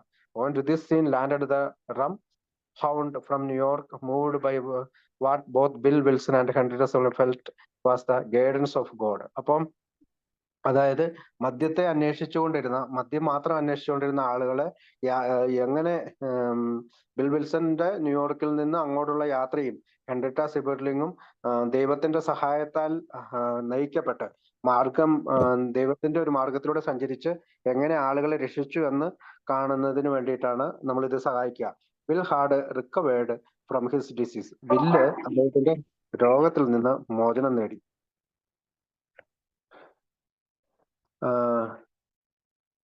Bill had recovered from his disease and was determined to stay sober by seeking out and helping another drink. അതായത് bill എങ്ങനെയാണ് സുബോധവാനായത്? അദ്ദേഹം ഒരു കാര്യം തീരുമാനിച്ചു, ഞാൻ മറ്റു മദ്യാസക്തരെ കണ്ടുപിടിക്കും, അവരുടെ മോചനത്തിനായി സഹായിക്കും. The rum hound from New York. Bill self description when he made the fateful phone call to Henrietta. അതായത് എന്താണ് റം ഹൗണ്ട് ഫ്രം ന്യൂയോർക്ക് എന്ന് പറഞ്ഞാല്, അതായത് മദ്യത്തിൽ മാത്രം തേടിക്കൊണ്ടിരുന്ന ഒരാളായിട്ടാണ് ഫ്രം ന്യൂയോർക്ക് എന്നാണ് ഹെൻറിറ്റ സിബർലിംഗിനെ മേഫ്ലെയർ ഹോട്ടലിൽ നിന്ന് ഫോൺ വിളിക്കുമ്പോൾ അദ്ദേഹം പറയുന്നത് ഇങ്ങനെയാണ്, I am rum hound from New York. എന്ന് വെച്ചാൽ മദ്യത്തെ മാത്രം അന്വേഷിച്ചുകൊണ്ടിരുന്ന ഒരാളാണ് ന്യൂയോർക്കിൽ. Just happen to bring to Akron some solution therefore never assembled in one place and delivered by just one person. അപ്പോ ഇത്തരത്തിലുള്ള ഒരുപാട് സംഭവങ്ങളുടെ കൂടിച്ചേരലോടുകൂടിയാണ് ആൽക്കഹോളിക്സ് അനോണിമസ് രൂപീകൃതമായത്. അതുകൊണ്ട് തന്നെ ഒരാളുടെ കാര്യമോ ഏതെങ്കിലും ഒരു സംഭവങ്ങളുടെ കാര്യത്തിലോ നമുക്കിത് ഒതുക്കി നിർത്താൻ കഴിയില്ല. അപ്പൊ ഇതിനകത്ത് some important knowledge about the disease of alcoholism accumulated through the work of doctor Silkworth at Towns Hospital in New York. ആദ്യത്തെ കാര്യം തന്നെ നമുക്കറിയാം, ടൗൺസ് ഹോസ്പിറ്റലിലെ ഡോക്ടർ സിൽക്വർത്തിൽ നിന്ന് മദ്യാസക്തിയുടെ രോഗത്തെക്കുറിച്ചും അതിന്റെ പരിണത ഫലങ്ങളെക്കുറിച്ചും എല്ലാം ബിൽ ഡബ്ല്യുവിന് അറിവുണ്ടായതാണ് ആദ്യത്തെ കാര്യം. രണ്ടാമത്തെ കാര്യം എന്താണ്? an important spiritual solution to the problem that had been passed from Dr. Carl Jung to Roland Hazard and then on a bill by A.B. Thatcher. അതായത് റോളണ്ട് ഹസാഡിന് തന്റെ ഗവേഷണത്തിലൂടെ അല്ലെങ്കിൽ കണ്ടുപിടിക്കലിലൂടെ കാൾജങ് എന്ന് പറയുന്ന ആളുടെ അടുത്ത് എത്തുകയും ആ സൈക്കാട്രിസ്റ്റ് റോളണ്ട് ഹസാഡിന് ആത്മീയതയുടെ വഴിയിലേക്ക് മോചനത്തിനായി കൊടുക്കുകയും ചെയ്തു. റോളണ്ട് ഹസാഡ് എബി താച്ചറുടെ അടുത്ത് എത്തി, എബി താച്ചറുടെ അടുത്ത് നിന്ന് ബിൽ ഡബ്ല്യുവിന് കിട്ടി. അതാണ് രണ്ടാമത്തെ കാര്യം. മൂന്നാമത്തെ കാര്യം a validation of the spiritual solution by the scholarly studies of professor William James. ഈ സ്പിരിച്വൽ സൊല്യൂഷൻ, ഈ ആത്മീയ പദ്ധതിയുടെ യഥാർത്ഥ കണ്ടുപിടിക്കൽ അല്ലെങ്കിൽ കണ്ടുപിടിച്ചത് ആരാണ്? വില്യം ജെയിംസ് ആണ്. The varieties of religious experience എന്ന് പറയുന്ന പുസ്തകത്തിലൂടെയാണ് ബിൽ ഡബ്ല്യുവിന് ഈ സ്പിരിച്വൽ സൊല്യൂഷൻ കിട്ടുന്നത്. അത് വാലിഡേറ്റ് ചെയ്തത് വളരെയധികം വിദ്യാസമ്പന്നനായിരുന്ന പ്രൊഫസറായിരുന്ന വില്യം ജെയിംസിൽ നിന്നാണ്. ആ കാലത്ത് അനേകം പുസ്തകങ്ങൾ എഴുതിയ ഒരാളാണ്. അതിലെ ഏറ്റവും ഫേമസ് പുസ്തകമാണ് the varieties of religious experience. നമ്മുടെ ബിഗ് ബുക്കിൽ അത് പറയുന്നുണ്ട്. നാലാമത്തെ കാര്യം, A linkage between the problem of alcoholism and with the solution that God could and would solve the problem if a relation were sought with him by using the Oxford Group's practical program of action. അടുത്ത നാലാമത്തെ കാര്യം, മദ്യം എന്ന പ്രശ്നമുള്ള ഒരാൾക്ക് ദൈവത്തിന്റെ സഹായത്താലോ അല്ലെങ്കിൽ ആത്മീയതയുടെ സഹായത്താലോ മോചനം നേടാൻ കഴിയുകയുള്ളൂ എന്നുള്ള, അല്ലെങ്കിൽ ആ പ്രശ്നത്തിന് പരിഹാരം ഉണ്ടാകുമെന്നുള്ള, അല്ലെങ്കിൽ ദൈവത്തിനോട് സ്ഥിരമായി were sought with him by using the Oxford Group, അതായത് ദൈവവുമായിട്ടുള്ള ബന്ധം ഓക്സ്ഫോർഡ് ഗ്രൂപ്പിന്റെ പ്രാക്ടിക്കൽ പ്രോഗ്രാം ഓഫ് ആക്ഷൻ, അതായത് പ്രായോഗികതയിൽ എത്തുന്ന, പ്രവൃത്തി പദത്തിലേക്ക് എത്തുന്ന തത്വങ്ങൾ ഉപയോഗിച്ചുകൊണ്ട് ദൈവവുമായിട്ടുള്ള അടുപ്പം വർദ്ധിപ്പിക്കാൻ പറ്റുമെന്നുള്ള എക്സ്പീരിയൻസ് ആർക്ക് കിട്ടി? ആദ്യം കിട്ടിയത് ആർക്കാണ്? റോളണ്ടിന്. അവിടെ നിന്ന് എബിയുടെയും റോളണ്ടിന്റെയും പ്രോഗ്രാം അടുത്തതായിട്ട് ബിൽ വിൽസന് കിട്ടി. In Akron, T. Henry and Clarence Williams and Henrietta Sewell were attending Oxford Group meeting at the Mayflower Hotel and elsewhere. മറ്റ് ഒരു കാര്യം എന്ന് പറഞ്ഞാൽ, മേഫ്ലയർ ഹോട്ടലിൽ ടി ഹെൻറിയും ക്ലാരൻസ് വില്യംസും ഹെൻറിറ്റ സിബർലിംഗും ഈ 30 പേരടങ്ങുന്ന ഓക്സ്ഫോർഡ് ഗ്രൂപ്പിന്റെ മീറ്റിംഗിൽ പങ്കെടുത്തതാണ്. Doctor Bob Smith also attended with his wife. ഇതേ സമയം തന്നെയാണ് ഡോക്ടർ ബോബും ആനും ആ മീറ്റിംഗിൽ പങ്കെടുത്തത്. ഡോക്ടർ ബോബിന്റെ ഭാര്യ ആനും പങ്കെടുത്തത്. He shied away from talking about his problem publicly. Doctor Bob ആകട്ടെ പൊതുവേദിയിൽ തന്റെ പ്രോബ്ലം പറയാനായിട്ട് ഭയങ്കര മടിയായിരുന്നു. And continued drinking. അതുകൊണ്ട് രഹസ്യമായിട്ട് അദ്ദേഹം കുടിച്ചുകൊണ്ടേയിരുന്നു. In her consent, Dr. Bob Henrietta suggested to Henry that if they could set up a smaller, more private meeting, perhaps Bob might feel more at ease and to be able to make a confession in the Oxford Group fashion and a commitment to sobriety. അതായത് ഒരു വലിയ ഗ്രൂപ്പിൽ doctor ബോബിനുണ്ടാകുന്ന ഈ മടിയെ മാറ്റാനായി T ഹെൻറിയോട് അവൾ ആവശ്യപ്പെട്ടാണ് ഒരു ചെറിയ meeting നടത്താം. അന്നേരം ഒരു പക്ഷെ ഓക്സ്ഫോർഡ് ഗ്രൂപ്പിന്റെ മാതൃകയിൽ അവൻ കുംഭസാരത്തിലൂടെ ഇതെല്ലാം ഏറ്റുപറയുകയും അങ്ങനെ അവൻ സുബോധത്തിൽ എത്തുകയും ചെയ്തു. ടി ഹെൻറി ആകട്ടെ was chosen for this special meeting. അങ്ങനെ ഒരു സ്പെഷ്യൽ മീറ്റിംഗ് നടത്താനായിട്ട്. And this meeting started on a Wednesday in April of 1935. 1935 April, just 1 month before Bill Wilson came to Akron. ഡോക്ടറെ കണ്ടുമുട്ടുന്നതിന്, ബിൽ വിൽസൺ കണ്ടുമുട്ടുന്നതിന് 1 മാസം മുമ്പേ ആണ് ഈ മീറ്റിംഗ് വെനസ്ഡേയില്, ബുധനാഴ്ച തുടങ്ങിയത്. This meeting were usually led by T Henry, Henrietta or Florence Main. ഇപ്പൊ 3 പേരാണ്. ആ ചെറിയൊരു മീറ്റിംഗ് ആണ്. ടി ഹെൻറിയും ഹെൻറിറ്റയും ഫ്ലോറൻസ് മെയിനുമായിരുന്നു. And at one of this doctor Bob was able to confess. ഇവിടെ വെച്ചിട്ട് ഡോക്ടർ ബോബ് കുമ്പസാരിക്കുകയാണ് that he was a secret drinker. അവൻ രഹസ്യമായി കുടിക്കുന്നുണ്ട്. And needed help as he could not stop. അവന് സഹായം ആവശ്യമുണ്ട്, അവന് നിർത്താൻ പറ്റുന്നില്ല. This was the very place that was to become the home to the about to begin alcoholic contingent of the Oxford Group. അപ്പോൾ യഥാർത്ഥത്തിൽ ഇവിടെയാണ് ആൽക്കഹോളിക്കുകളായിട്ടുള്ള ആൽക്കഹോളിക് പ്രോബ്ലം കൈകാര്യം ചെയ്യുന്ന ഓക്സ്ഫോർഡ് ഗ്രൂപ്പിന്റെ ആദ്യത്തെ പരിപാടി തുടങ്ങുന്നത്. We can now see how all these characters contributed to putting doctor Bob and Bill at a meeting in Henrietta Seiberling's home in the gate house of Firestone estate. ഇവിടെ നമുക്ക് കണ്ടുപിടിക്കാൻ കഴിയും ഹെൻറിറ്റ സിബർലിംഗ് പോലെയുള്ള, Walter tongues പോലെയുള്ള ആളുകൾ എങ്ങനെയാണ് നമ്മുടെ ഈ സീനിലേക്ക് കടന്നു വന്നത്. ഡോക്ടർ ബോബിനെ ബിൽ ഡബ്ല്യു ആയിട്ട് സംസാരിക്കാനായിട്ട് Henrietta സിബർലിങ്ങിന്റെ വീടായ gate house of Firestone estate, ഫയർസ്റ്റോൺ കമ്പനിയുടെ എസ്റ്റേറ്റിലെ ഗേറ്റ് ഹൗസിൽ ലൈബ്രറിയിൽ വെച്ചിട്ടാണ് അവർ സംസാരിക്കുന്നത്. ഇതെങ്ങനെയാണ് സാധ്യമായത് എന്ന് നമുക്ക് അതുപോലെ തന്നെ ഫൗണ്ടിങ് ഓഫ് ആൽക്കഹോളിക്സ് അനോണിമസ്, അങ്ങനെ ആൽക്കഹോളിക്സ് അനോണിമസ് എങ്ങനെയാണ് രൂപീകൃതമായത് എന്നുള്ളത് ഇത്രയും കാര്യങ്ങളോട് നമുക്ക് മനസ്സിലാകും. അക്രോൺ മെയ് 11, 1935, 1935 മെയ് 11 അവർ കണ്ടുമുട്ടുന്നത്. We can find no reference anywhere to indicate that Bill Wilson considered or made any conscious effort to locate on Oxford Group member when he made his desperation phone call in the Mayflower Hotel in Akron. നമുക്കറിയാം, വളരെ നിരാശാജനകമായിട്ടുള്ള ബിസിനസിന്റെ പരാജയത്തിന് ശേഷം bill W മേഫ്ലയർ ഹോട്ടലിൽ നിന്ന് phone വിളിക്കുന്നത് Henrietta സിബർലിങ്ങിന്റെക്കാണ്. Henrietta സിബർലിംഗ് അത് പിന്നീട് എഴുതിയത് ഇങ്ങനെയാണ്: Bill looked in to the cocktail room and was tempted and thought. അതായത് ബാർ റൂമിലേക്ക്, മേഫ്ലയർ ഹോട്ടലിലെ ബാർ റൂമിലേക്ക് അവനെ ശ്രദ്ധ ചെലുത്തുകയും അവന് പ്രലോഭിപ്പിക്കുകയും ചെയ്തു. Well, I will just go in there and get drunk and forget it all and that will be the end of it. അതായത് അവൻ അവിടെ പോവുകയും കുടിക്കുകയും ചെയ്തായിരുന്നെങ്കിൽ എല്ലാം അവസാനിക്കുമായിരുന്നു. Instead of having been sober 5 months in the Oxford Group, 5 മാസത്തോളം മാത്രമേ ഓക്സ്ഫോർഡ് ഗ്രൂപ്പിന്റെ മീറ്റിംഗിൽ പങ്കെടുത്തിട്ട് അവൻ മോചിതനായിട്ടുള്ളൂ. ഹി സെഡ് എ പ്രയർ, അവൻ പക്ഷേ പ്രാർത്ഥിച്ചു. He received guidance to look at a minister directory board and A strange thing happen. അവന് പെട്ടെന്ന് തോന്നുകയാണ് അവിടെ ഇരുന്ന ഒരു ഡയറക്ടറിയിലേക്ക്, പുരോഹിതരുടെ നമ്പറുള്ള ഒരു ഡയറക്ടറിയിലേക്ക് ശ്രദ്ധ തിരിയാൻ. അതിനു മുമ്പ് അവിടെ ഓക്സ്ഫോർഡ് ഗ്രൂപ്പുകാര് പാർട്ടി വെച്ചിട്ടുണ്ട്, അവരുടെ മീറ്റിംഗ് അവിടെ വെച്ചിട്ടുണ്ട് ആ ഹോട്ടലിൽ. അതുകൊണ്ടായിരിക്കാം ആ ഡയറക്ടറി അവിടെ ഉണ്ടായിരുന്നത്. He put his finger on one name. അങ്ങനെ അവൻ 10 പേരുടെ പേര് തിരഞ്ഞെടുക്കുന്നുണ്ട്. പക്ഷെ അവന് ഏറ്റവും ഇഷ്ടപ്പെട്ടത് ടങ്സ് എന്നുള്ള പേരാണ്. റവറൻ വാൾട്ടർ ടങ്സ്, അത് പുരോഹിതന്റെ പേരാണ്. അങ്ങനെ അവര് ഹാർവി ഫയർസ്റ്റോൺസ് മിനിസ്റ്റർ ആണ്. അങ്ങനെ ഈ പറയുന്ന വാൾട്ടർ ടങ്സ് നമുക്കറിയാം, and Firestone had brought Buchman and 30 Oxford group members to Akron to for 10 days in gratitude for their help for his son Russell. അതായത് ഈ ഫയർസ്റ്റോൺ, ഹാർവി ഫയർസ്റ്റോൺ എന്ന് പറയുന്ന ഫയർസ്റ്റോൺ ടയർ കമ്പനിയുടെ ഉടമയും റവറൻ വാൾട്ടർ ടങ്സും കൂടി ഫയർസ്റ്റോണിന്റെ മകനായ റൂസലിനെ രക്ഷിക്കാനായി, അല്ലെങ്കിൽ അവന്റെ കുടിയിൽ നിന്ന് അവനെ രക്ഷിക്കാനായിട്ട് ഫ്രാങ്ക് ബുച്ച്മാനെയും 30 ആളുകളെയും ആ ഹോട്ടലിൽ കൊണ്ടുവരികയും out of that act of gratitude of this one father this whole chain started. അവിടെ നിന്ന് ഒരു കൃതജ്ഞത, അതായത് മകൻ രക്ഷപ്പെട്ടതിനുള്ള നന്ദി, അങ്ങനെ നന്ദി പ്രകടിപ്പിക്കുന്നതിലൂടെയാണ് ഈ ചങ്ങല ആരംഭിക്കുന്നത്. In an attempt to pay back just a little. അങ്ങനെ ഒരു ചെറിയ കാര്യം തിരിച്ചു കൊടുക്കുക എന്നുള്ളൊരു ആശയം അദ്ദേഹത്തിന് തോന്നി. അങ്ങനെയാണ് അവിടെ ഒരു ഹൗസ് പാർട്ടി നടത്തുന്നത്.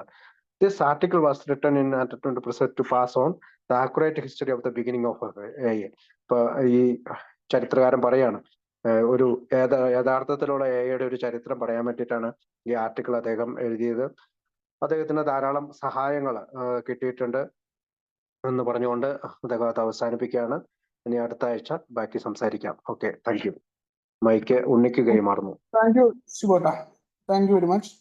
ഒരു മധ്യസ്ഥനാണ് ആൽക്കഹോളിക്സ് അനോണിമസ് അഥവാ A എന്ന ഒരു ഫെലോഷിപ്പിന്റെ സഹായത്തിൽ മദ്യപിച്ചല്ല. എന്റെ പേര് ഉണ്ണി. എല്ലാവർക്കും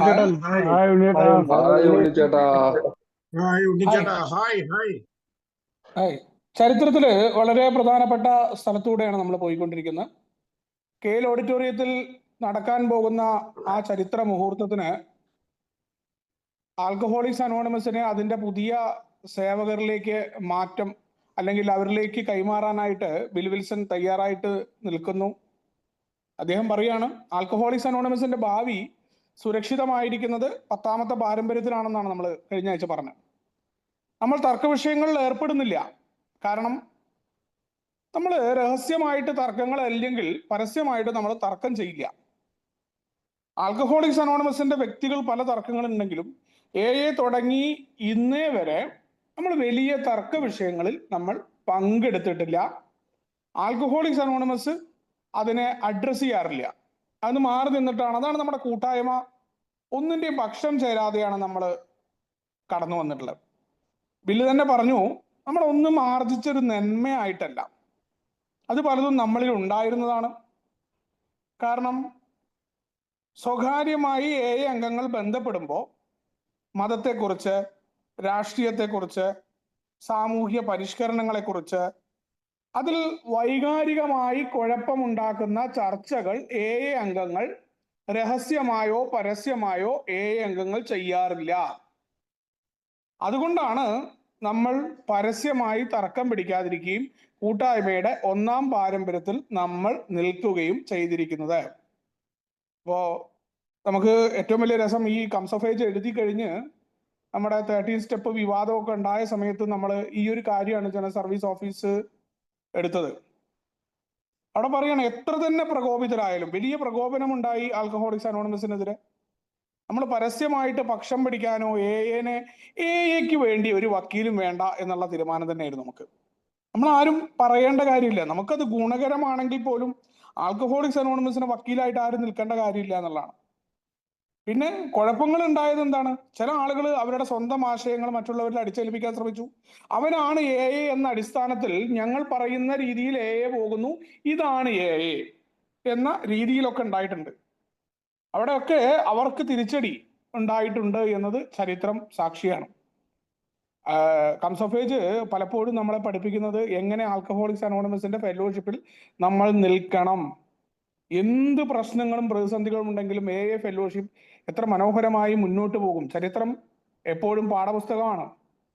ആ ചരിത്രത്തിലെ ഓരോ ഏടുകളും ഓരോ സംഭവങ്ങളും പലപ്പോഴും തനിയാവർത്തനങ്ങൾ പോലെ കടന്നു വരും.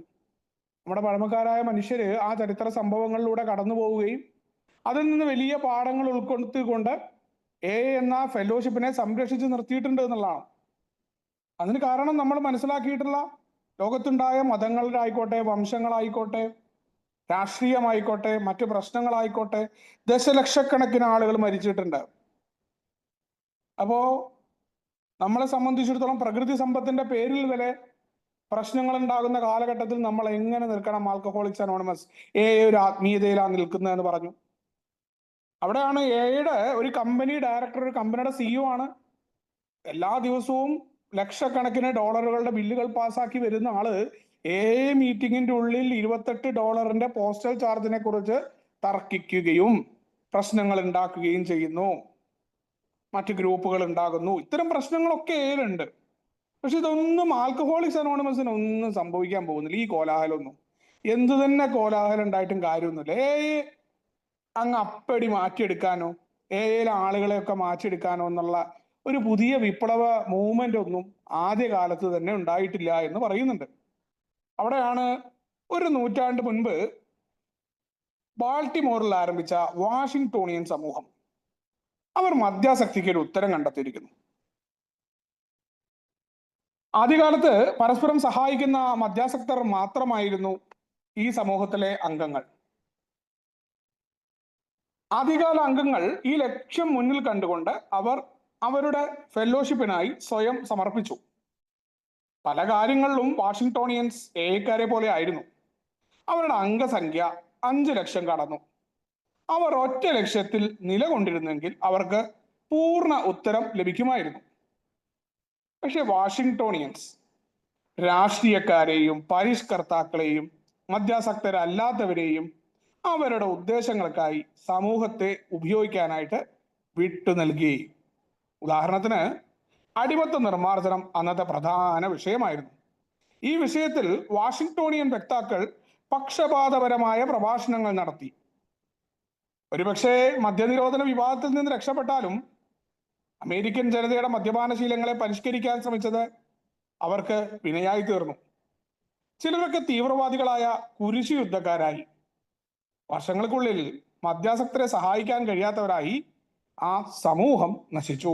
വളരെ പ്രധാനപ്പെട്ട, നമുക്ക് എന്നും പഠിക്കേണ്ട, അല്ലെങ്കിൽ നമ്മളെ കൃത്യമായി ഓർമ്മപ്പെടുത്തുന്ന ഒന്നായിരുന്നു വാഷിംഗ്ടോണിയൻസിന്റെ ചരിത്രം.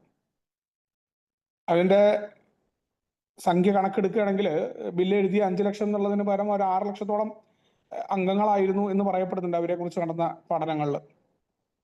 6 ലക്ഷത്തോളം പേര് അവരിൽ ഉണ്ടായിരുന്നു. 6 പേര് കൂടി ബാറിൽ നിന്ന് ആരംഭിച്ചിട്ടുള്ള ഒരു പരിപാടിയാണ്. തങ്ങളുടെ പൊതുപ്രശ്നമായ മദ്യാസക്തിക്ക് ഒരു പരിഹാരം ഉണ്ടാകണം എന്ന് പറയുന്ന ഗ്രൂപ്പ് തെറാപ്പി എന്ന ആശയത്തിൽ തന്നെയായിരുന്നു വാഷിംഗ്ടോണിയൻസ് നിന്ന്.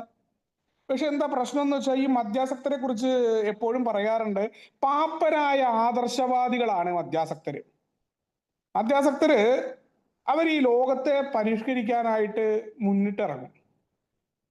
അതിന് എഐനെ കൂട്ടുപിടിച്ചിറങ്ങുമ്പോൾ കുഴപ്പമുണ്ടാവും എക്കാരുമായിട്ട്. പലപ്പോഴും പറയാറുണ്ട്, വ്യക്തിപരമായ നിങ്ങളുടെ പ്രവർത്തനങ്ങൾ അത് വ്യക്തിപരമായിരിക്കണം. ആൽക്കഹോളിക്സ് അനോണിമസിന്റെ സംഘടിതമായ രീതി കൊണ്ട് നിങ്ങൾ മറ്റു പ്രവർത്തനങ്ങൾക്ക് ഇറങ്ങരുത് എന്ന് പറയുന്നതും ഈ പാരമ്പര്യം ശക്തമായി വരുന്നതിന്റെയും കാരണത.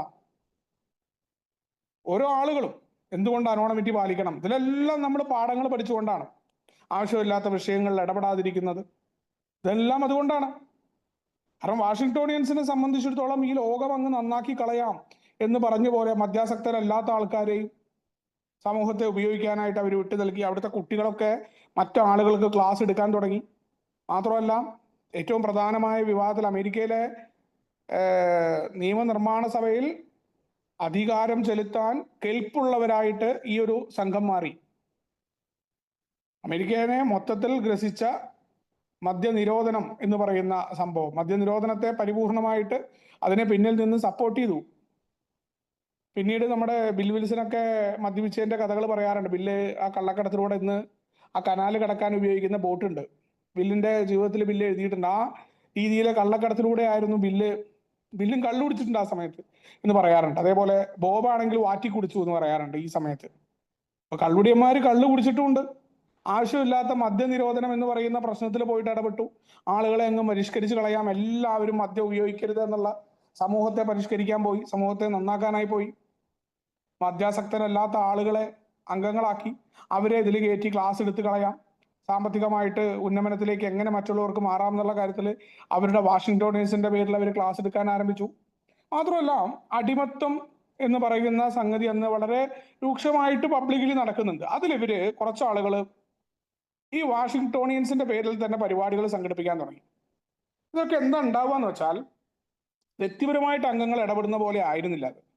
അവരവിടെ പോയിട്ട് കാര്യങ്ങൾ നടത്തുമ്പോൾ ഇതിനെ അനുകൂലിക്കുന്ന വിഭാഗവും എപ്പോഴും രണ്ട് വിഭാഗം ഉണ്ടാവും.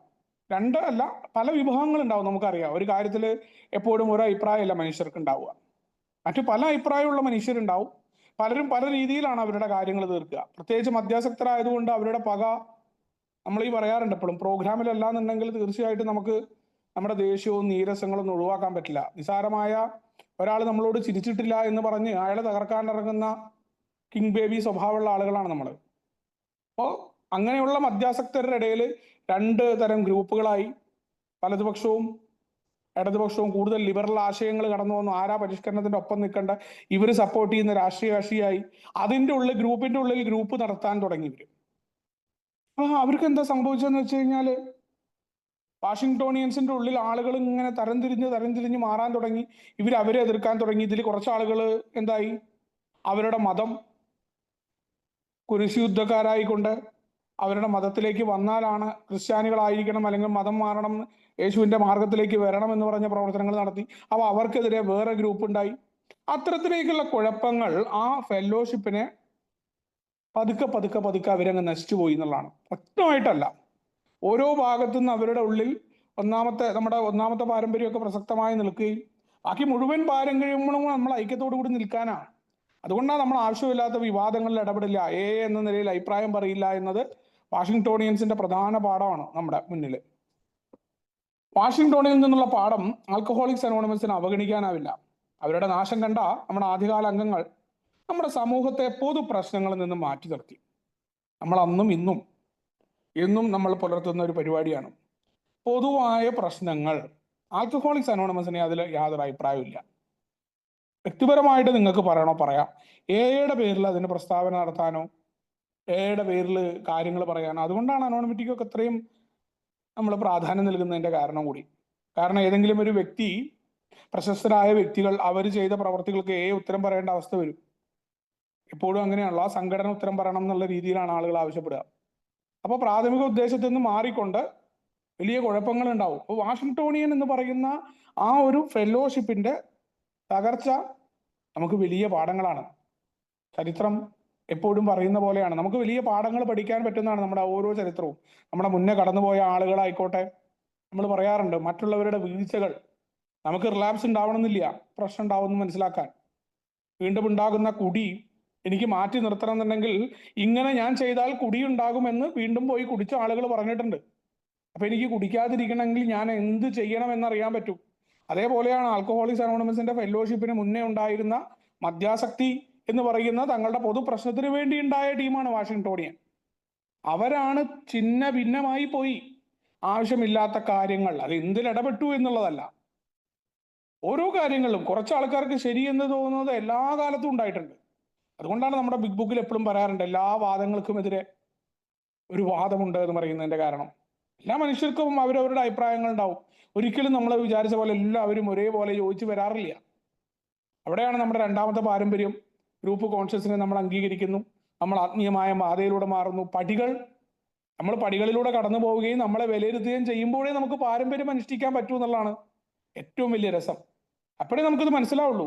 അതല്ലെങ്കിൽ നമ്മൾ പിടിച്ച മുയലിനാണ് 3 കൊമ്പ് എന്ന അവസ്ഥയിലേക്ക് നമ്മൾ മാറും. നമ്മുടെ അഭിമാനബോധം അവിടെ കുഴപ്പമുണ്ടാവും. നമുക്കവിടെ സ്വതന്ത്രമായിട്ട് കാര്യങ്ങൾ കാണാൻ പറ്റില്ല. വ്യക്തികൾക്കെതിരെ ആരോപണങ്ങൾ ഉണ്ടാകുമ്പോൾ നമ്മുടെ മുൻധാരണകൾ നമ്മൾ മാറ്റില്ല. നമുക്ക് തുറന്ന് ചിന്തിക്കാൻ പറ്റില്ല. ഓൾറെഡി നമ്മുടെ മനസ്സ് അടച്ചിട്ടുണ്ടാവും.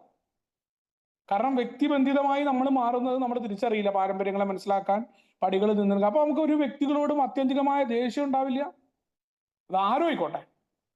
എയുടെ രീതി അങ്ങനെയാണ്. അവിടെ അമിതമായിട്ടുള്ള പ്രീണനവും ഇല്ല, അമിതമായിട്ടുള്ള വെറുപ്പും ഇല്ല ആരോടും. ആ രീതിയിലുള്ള കാര്യങ്ങൾ നമ്മുടെ ചരിത്രങ്ങളുടെ പാഠപുസ്തകങ്ങളിൽ നിന്ന് പഠിച്ചതാണ്. ബില്ല് തുടർന്ന് എഴുതുകയാണ്, നാം എല്ലാം തന്നെ വിവാദങ്ങൾ ഇഷ്ടപ്പെടുന്നവരാണ്. മറ്റുള്ളവരെ എതിർക്കുന്നതും ആക്രമിക്കുന്നതും ഒഴിവാക്കുക എന്നത് ചെറിയ കാര്യമല്ല. നമ്മുടെ കൂട്ടായ്മയുടെ നിലനിൽപ്പിനായി നാം ബഹുദൂരം എതിർദിശയിൽ സഞ്ചരിക്കുന്നു. വർഷങ്ങൾക്ക് മുൻപ് എക്കാരും മറ്റുള്ള ഗ്രൂപ്പുകളും പണം ഉണ്ടാക്കുന്നതിനായി എയുടെ പേര് ദുരുപയോഗം ചെയ്തു. വിവാദങ്ങളും പരസ്യങ്ങളും ഉയർത്തി വലുതാകും തോറും ഇത്തരം പ്രലോഭനങ്ങളും ഉണ്ടാകും. അതുകൊണ്ട് നിയമപരമായി നമ്മുടെ വിലപ്പെട്ട പേര് സംരക്ഷിക്കപ്പെടേണ്ടതുണ്ട് എന്ന് നമുക്ക് തോന്നി. അവിടെ നമ്മുടെ ഒരു പൊതു സ്വഭാവമാണ്. മദ്യാസക്തര് ഏതെങ്കിലും ഒരു നല്ല കാര്യം ഉണ്ടാവുമ്പോൾ നമ്മൾ പറയാറുണ്ട് ആരും അറിയില്ല. ഒരാൾ നല്ല നിലയിൽ പോവുകയാണെങ്കിൽ നമുക്ക് പലപ്പോഴും അത് ഉൾക്കൊള്ളാൻ പോലും പറ്റുന്ന ആളുകളല്ല നമ്മളെന്ന മദ്യാസക്തര്. വ്യക്തിപരമായിട്ട് നമുക്ക് നോക്കിക്കഴിഞ്ഞാൽ നമ്മളൊഴിച്ച് വേറൊരാളെ കുറിച്ച് നമ്മളോട് വേറൊരാളെ പുകഴ്ത്തി പറയുമ്പോൾ ഉടൻ നമ്മൾ എന്തെങ്കിലും അയാളെ കുറ്റം പറയും. നമ്മുടെ സ്വഭാവത്തിൽ അലിഞ്ഞു ചേർന്നിട്ടുള്ള സ്വഭാവമാണ്. അതുകൊണ്ടാണ് നമുക്ക് ഒരാളുടെ തകർച്ച, ഒരാൾ കുടിച്ചു എന്ന് കേൾക്കുമ്പോൾ വളരെ പെട്ടെന്ന് ഉത്സാഹമാണ്. അപ്പൊ പേര് പറയാണ്ട് ഞാൻ പറയാണ്, നമ്മുടെ ഒപ്പം ഇന്നലെ വരെ ഉണ്ടായിരുന്ന ഒരാൾ കുടിച്ചു എന്ന് പറഞ്ഞാൽ ഈ മീറ്റിംഗ് കഴിയുന്നതിന് മുന്നേ എനിക്ക് മെസ്സേജ് വരും ആരാന്ന് ചോദിച്ചിട്ട്. അത്രയധികം ഇൻട്രസ്റ്റ് ആണ്. നല്ല കാര്യങ്ങൾ ഉണ്ടായി, അല്ലെങ്കിൽ ഇന്നലെ എൻ്റെ ജീവിതത്തിൽ വലിയൊരു കുഴപ്പമുണ്ടായി എന്ന് പറഞ്ഞാൽ വലിയ കാര്യമാണ്. അത് നമ്മുടെ പൊതു സ്വഭാവമാണ്. നമ്മൾ എപ്പോഴും മറ്റുള്ളവരുടെ കുഴപ്പങ്ങൾ, മറ്റുള്ളവർക്ക് ഉണ്ടാകുന്ന ആ ഗോസിപ്പിങ്ങുകൾ, അവരെ അറിയാനുള്ള ആഗ്രഹം മനുഷ്യന്റെ പരിണാമപരമായിട്ടുള്ള പ്രത്യേകതയാണത്. അതുകൊണ്ട് തന്നെയാണ് ബില്ല് പറഞ്ഞത് വിവാദങ്ങൾ ഇഷ്ടപ്പെടുന്നവരാണ് നമ്മൾ. അവിടെ ആൽക്കഹോളിക്സ് അനോണിമസ് നമ്മുടെ പൊതു സ്വഭാവം വിവാദങ്ങൾ ഇഷ്ടപ്പെടുന്നവരാണെന്ന് അറിയുമ്പോൾ ഏയുടെ പടികളിലൂടെ നമ്മൾ പോകുമ്പോൾ എന്താണ്, നമ്മൾ മറ്റുള്ളവരെ എതിർക്കുന്നതും ആക്രമിക്കുന്നതും നമ്മൾ മനഃപൂർവ്വം ഒഴിവാക്കുകയാണ്. എനിക്ക് ഇഷ്ടമുണ്ടായിട്ടല്ലത്. എൻ്റെ ബേസിക് സ്വഭാവം മറ്റുള്ളവരുമായിട്ട് കുഴപ്പങ്ങൾ ഉണ്ടാക്കുക, മറ്റുള്ളവരുടെ കാര്യങ്ങളിൽ ഇടപെടുക, എന്തെങ്കിലും ഒന്ന് പറഞ്ഞ 2-ന് 3 പറയുക, അതിന് മറുപടി പറയുക, ഇതാണ് എൻ്റെ കോമൺ സ്വഭാവം. അവിടെയാണ് പടികൾ എന്നിൽ പ്രവർത്തിക്കുക. അപ്പോൾ മദ്യാസക്തരായ ആൽക്കഹോളിക്സ് അനോണിമസിലെ അംഗങ്ങൾ പാരമ്പര്യം പാലിക്കണം എന്നുണ്ടെങ്കിൽ വളരെ കൃത്യമായി പടികളിലൂടെ പോയിരിക്കണം എന്ന് പറയാതെ ബില്ല് പറയുന്നുണ്ട്. നമ്മുടെ കൂട്ടായ്മയുടെ നിലനിൽപ്പ്, കാരണം പൊതു നന്മയാണ് കൂട്ടായ്മ, മുന്നോട്ട് പോകണം, വ്യക്തിക്ക് പ്രാധാന്യം ഉണ്ടെന്ന് പറയുന്ന ഭാഗവും അവിടെയാണ്. വ്യക്തി നിലനിൽക്കണം എന്നുണ്ടെങ്കിൽ പൊതുവായ നന്മ, ഫെലോഷിപ്പ് ഉണ്ടായിരിക്കണം. മറ്റെന്തുണ്ടായിട്ട് കാര്യമില്ല. ഫെലോഷിപ്പ് ഉണ്ടെങ്കിലേ ഞാനെന്ന വ്യക്തിക്ക് അവിടെ പ്രാധാന്യവും മറ്റ് പുറത്തിടങ്ങളിൽ പോലും എനിക്ക് ഇറങ്ങി നിൽക്കാൻ പറ്റൂ. എന്ന ഫെലോഷിപ്പ് ഉള്ളതുകൊണ്ടാണ്. അങ്ങനെയാണെങ്കിൽ എന്താണ്, ആ പൊതു നന്മയെ കരുതിക്കൊണ്ട് എൻ്റെ സ്വാഭാവികമായ ആഗ്രഹങ്ങളുടെ വിപരീതത്തിലേക്ക് പോകണം. ആൽക്കഹോളിക്സ് അനോണിമസിന്റെ പടികളെ കുറിച്ചും അവിടെ പറയാറാം. ആഗ്രഹങ്ങളുടെ വിപരീതത്തിലേക്ക് പോകണം എന്നാ പറഞ്ഞിട്ട്, ബഹുദൂരം എതിർ ദിശയിലേക്ക് പോകണം. അവിടെ കുറെ ഏക്കാരും കുറെ ഗ്രൂപ്പുകളും പണം ഉണ്ടാക്കാനായിട്ട് എയുടെ പേരൊക്കെ ദുരുപയോഗം ചെയ്തത് ഇന്നും ഇന്നലെയും തുടങ്ങിയതൊന്നുമല്ല. അത് തുടങ്ങിയ കാലത്ത് തന്നെ ഉണ്ടായിട്ടുണ്ട്. വിവാദങ്ങൾ ഉണ്ടായിട്ടുണ്ട്, പല പരസ്യങ്ങളും ഉണ്ടായിട്ട് വലുതാകും തോറും അന്നത്തെ കാലത്തുള്ള വലുതാവലെന്ന് പറഞ്ഞാൽ നിസാരമായ 2-3 പേരിൽ നിന്ന് കുറച്ച് 10 പേരാകുമ്പോഴേക്കും തന്നെ പ്രശ്നങ്ങളൊക്കെ തുടങ്ങിയിട്ടുണ്ട്. അപ്പൊ അവിടെ നമുക്കൊരു കാര്യം മനസ്സിലായി, വിവാദങ്ങൾ ഉണ്ടായി, കുഴപ്പങ്ങൾ ഉണ്ടായി, കുറെ ആളുകൾ എയെ കൊണ്ട് പൈസ ഉണ്ടാക്കുന്നുണ്ട് എന്ന് പറഞ്ഞു, പല ആളുകളും സമ്മാനം മേടിക്കുന്നുണ്ട്, പല ആളുകളും മോശമായ രീതിയിൽ എയിൽ 12-ാം പടിയിലെത്തുന്ന സ്ത്രീകളെ ചൂഷണം ചെയ്യുന്നുണ്ട് പറഞ്ഞു. തുടക്കകാലത്തൊക്കെ അമേരിക്കയിലൊക്കെ വളരെ വ്യാപകമായിട്ട് തന്നെ സ്ത്രീകൾ എത്തിപ്പെട്ടിരുന്നു. അവിടെയൊക്കെ പുരോഗമനമുള്ള നാടുകളായതുകൊണ്ട് തന്നെ അവിടെ പറയാൻ മടിയില്ല. അപ്പൊ നമ്മുടെ ഒരു സമൂഹത്തിൽ ഒരു സ്ത്രീ ചോദിച്ച പോലെ ഉണ്ട്, ഒരു സ്ത്രീ കുടിച്ചു വന്നു എന്നറിയുമ്പോൾ ആ സ്ത്രീയെ കാണുന്ന വിധവും പുരുഷനെ കാണുന്ന വിധവും വേറെ രീതിയിലാണ് നമ്മുടെ സമൂഹം ഇന്നും എന്നാലോചിക്കണം നമ്മൾ. അവിടെയാണ് അമേരിക്കയിൽ ആ കാലങ്ങളിൽ എത്രയോ സ്ത്രീകൾ വരുമായിരുന്നു. അപ്പൊ ആ സ്ത്രീകളെയൊക്കെ മിസ്യൂസ് ചെയ്യുന്ന ആളുകൾ അന്നുണ്ടായിരുന്നു. ഇതൊന്നും നമ്മളില്ല എന്നൊന്നും പറഞ്ഞിട്ടില്ല. തുടക്കം മുതൽ തന്നെ അത്തരം പ്രശ്നങ്ങളും ഉണ്ട്. പക്ഷെ നമ്മളപ്പോൾ നമ്മുടെ പൊതു നന്മയെ കരുതുന്ന ബാക്കി ഉള്ള അംഗങ്ങൾ, എൻ്റെ ഫെലോഷിപ്പ് എന്ന് പറയുന്ന ഓരോ അംഗവും, എൻ്റെ ഈ ഫെലോഷിപ്പ് എനിക്ക് നിലനിൽക്കേണ്ട ആവശ്യമുണ്ട്, ഇതിനെ ഞാൻ നിലനിർത്തണം, ഞാൻ എന്താണ് ചെയ്യുക?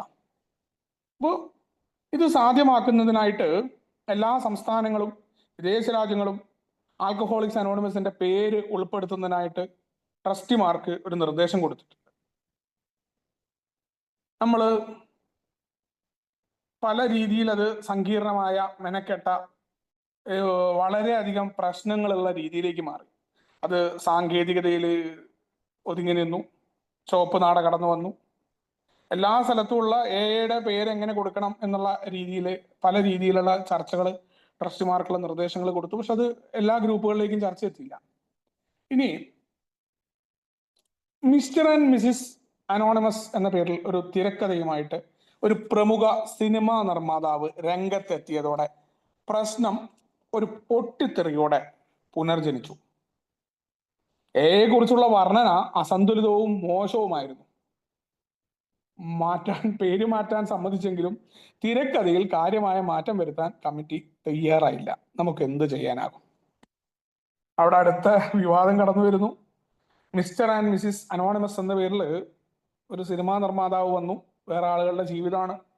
അതില് എനെ കുറിച്ച് വളരെ മോശമായ എയുടെ കാഴ്ചപ്പാടുകളുണ്ട്. നമ്മൾ അതിൽ നിൽക്കുന്ന രീതിയിലല്ല എനെ അവർ കാണിച്ചിട്ടുള്ളത്.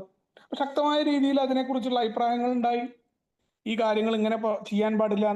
നമുക്കറിയാം, ജാക്ക് അലക്സാണ്ടറുടെ ലേഖനമൊക്കെ കൊടുക്കുമ്പോൾ ബില്ല് എത്ര തവണ ഗ്രഹപാഠം ചെയ്തിട്ടുണ്ട്. ജാക്ക് അലക്സാണ്ടറെ തന്നെ മാസങ്ങളോളം ഓരോ ഗ്രൂപ്പുകളിലേക്ക് ഇറക്കി വിട്ടിട്ടാ നമ്മൾ വിട്ടിട്ടുള്ളത്. അതുകൊണ്ടാണ് പബ്ലിക് ഇൻഫർമേഷന്റെ ഒക്കെ പാംലെറ്റില്, പബ്ലിക് ഇൻഫർമേഷൻ വർക്ക് ബുക്കിലും എല്ലാ സ്ഥലത്തും ബില്ല് എഴുതാറുണ്ട്. എന്താണ് യഥാർത്ഥ വാർത്ത, എങ്ങനെയായിരിക്കണം നമ്മൾ പബ്ലിക്കുമായിട്ട് ബന്ധപ്പെടേണ്ടത്, എങ്ങനെയായിരിക്കണം നമ്മൾ പ്രസ്സുമായി ബന്ധപ്പെടേണ്ടത്. നമ്മൾ ആലോചിക്കണം.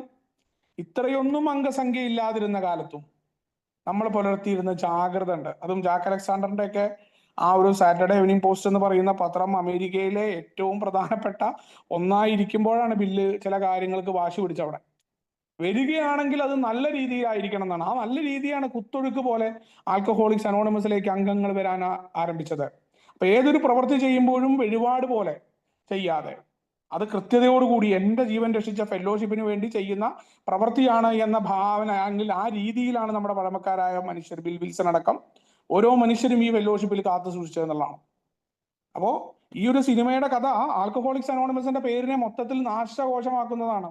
ഇത് പുറത്തേക്ക് വന്നു കഴിഞ്ഞാൽ എന്താ ഉണ്ടാവുക? എയെ കുറിച്ച് തെറ്റായ സന്ദേശങ്ങൾ അവിടെ വരും എന്ന് വന്നു. അങ്ങനെ എയുടെ പേര് ദുരുപയോഗം ചെയ്തതിന് കമ്പനിക്കെതിരെ നിരോധന ഉത്തരവ് നേരിടാൻ ഞങ്ങൾ തീരുമാനിച്ചു. നിയമ നടപടികൾ നമ്മൾക്ക് അനുകൂലമായി മാറ്റിയെടുക്കാൻ കമ്പനിയെ പ്രേരിപ്പിച്ചു. അല്ലാത്ത പക്ഷം എയുടെ തത്വങ്ങൾക്കെതിരെ കേസ് കൊടുക്കാനും വിവാദങ്ങൾക്ക് ചെന്നുപെടാനും നമുക്ക് ഇടവന്നേനെ. ഞങ്ങൾ ആവേശഭരിതരായി. അപ്പോ ആൽക്കഹോളിക്സ് അനോണിമസിന്റെ പേര് ദുരുപയോഗം ചെയ്തതിന് കമ്പനിക്ക് നിരോധനമായ ഉത്തരവ് കൊടുക്കാനായിട്ട് നമ്മൾ ചെല്ലുകയാണ്. അവിടെയാണ് ഈ ചരിത്ര സംഭവത്തിന് ശേഷം നമ്മുടെ ബെർണാഡ് സ്മിത്ത് ഒരു പുതിയ ആശയവുമായിട്ട് വന്നു. ഒരു വക്കീൽ എന്ന നിലയിൽ പ്രതിനിധി സംബന്ധമായ ഒരു പ്രമാണം ആൽക്കഹോളിക്സ് അനോണിമസിന് എളുപ്പത്തിൽ നേടിയെടുക്കാൻ പറ്റും. ഈ നയം എയുടെ പേര് എവിടെയും സംരക്ഷിക്കുന്നു പറഞ്ഞു. ഇത് നമ്മളെ റെഡ് ക്രോസ് പോലെയുള്ള മറ്റനേകം സ്ഥാനങ്ങളുടെ കൂട്ടത്തിൽ പെടുത്തും. എയുടെ പേര് ദുരുപയോഗം ചെയ്യുന്നത് സംരക്ഷിക്കും. അങ്ങനെയാണ് ബെർണാഡ് സ്മിത്തിന്റെ ഒരു പുതിയ ആശയവുമായിട്ട് നമ്മുടെ ബെർണാഡ് സ്മിത്ത്, അദ്ദേഹത്തിനെ കുറിച്ച് നമ്മളിവിടെ വ്യക്തിപരമായ കഥയിൽ പറഞ്ഞിട്ടുണ്ടായിരുന്നു. അപ്പോൾ അദ്ദേഹം പുതിയൊരു ആശയം വന്നു. അതല്ലാന്നുണ്ടെങ്കിൽ ആൽക്കഹോളിക്സ് അനോണിമസിന്റെ പേരിനെ ദുരുപയോഗപ്പെടുത്താനുള്ള സാധ്യതയുണ്ട്. ഇത്തരം പ്രമാണങ്ങൾ എയുടെ ദുരുപയോഗം ചെയ്യാനുള്ള ആരുടെയും ശ്രമങ്ങളെ തടയുമെന്ന് നമ്മൾ കരുതി. ഇത്തരത്തിൽ ഘനമുള്ള നിയമത്തിന്റെ വടി ആരെങ്കിലും ഈ നിയമത്തെ കബളിപ്പിക്കാൻ ശ്രമിച്ചാൽ അവർക്കെതിരെ ഉപയോഗിക്കാൻ നമ്മുടെ ജനറൽ സർവീസ് ഓഫീസ് തയ്യാറാകുന്നത് പോലെ തോന്നി. പക്ഷേ ആൽക്കഹോളിക്സ് അനോണിമസിന്റെ ജനറൽ സർവീസ് കോൺഫറൻസിന്റെ മനസാക്ഷി മറ്റൊന്നായിരുന്നു. ജീവിത രീതിയെ ഇത്തരത്തിൽ നിയമപരമായി സംഘടിപ്പിക്കുന്നതിന്റെ വിഡ്ഢിത്തം കോൺഫറൻസ് ചൂണ്ടിക്കാട്ടി. പ്രകോപനം എന്തു തന്നെയാണെങ്കിലും നിയമം കൊണ്ട് ആരെ വേണമെങ്കിലും ആക്രമിക്കാം. ശുദ്ധമായ നിയന്ത്രണം കൊണ്ട് മാത്രം നാം തൃപ്തിപ്പെടാനിടയില്ല. പ്രകോപനങ്ങളെ തുടർന്ന് നാം പൊതു താൽപര്യ ഹർജി നൽകാൻ നിർബന്ധിതരാകും. അതുവഴി നമ്മൾ വിവാദങ്ങളിലേക്ക് ചെന്നുപെടും. ഒരു യുദ്ധ തന്ത്രം നിർമ്മിച്ച് നമുക്ക് ഒരിക്കലും യുദ്ധം ചെയ്യാനാകില്ല എന്ന ധാരണയിൽ നമ്മൾ യുദ്ധത്തിന് തയ്യാറാകുന്ന ആയുധം വീട്ടിൽ സൂക്ഷിക്കുന്നതിന് തുല്യമാണത്.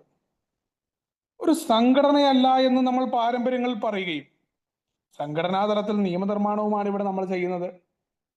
നിയമപരമായ ചോദ്യങ്ങളുടെയും നേട്ടങ്ങളുടെയും വിവാദങ്ങളുടെയും നാം മറക്കേണ്ടതാണ് എന്ന് കോൺഫറൻസ് കണ്ടെത്തി.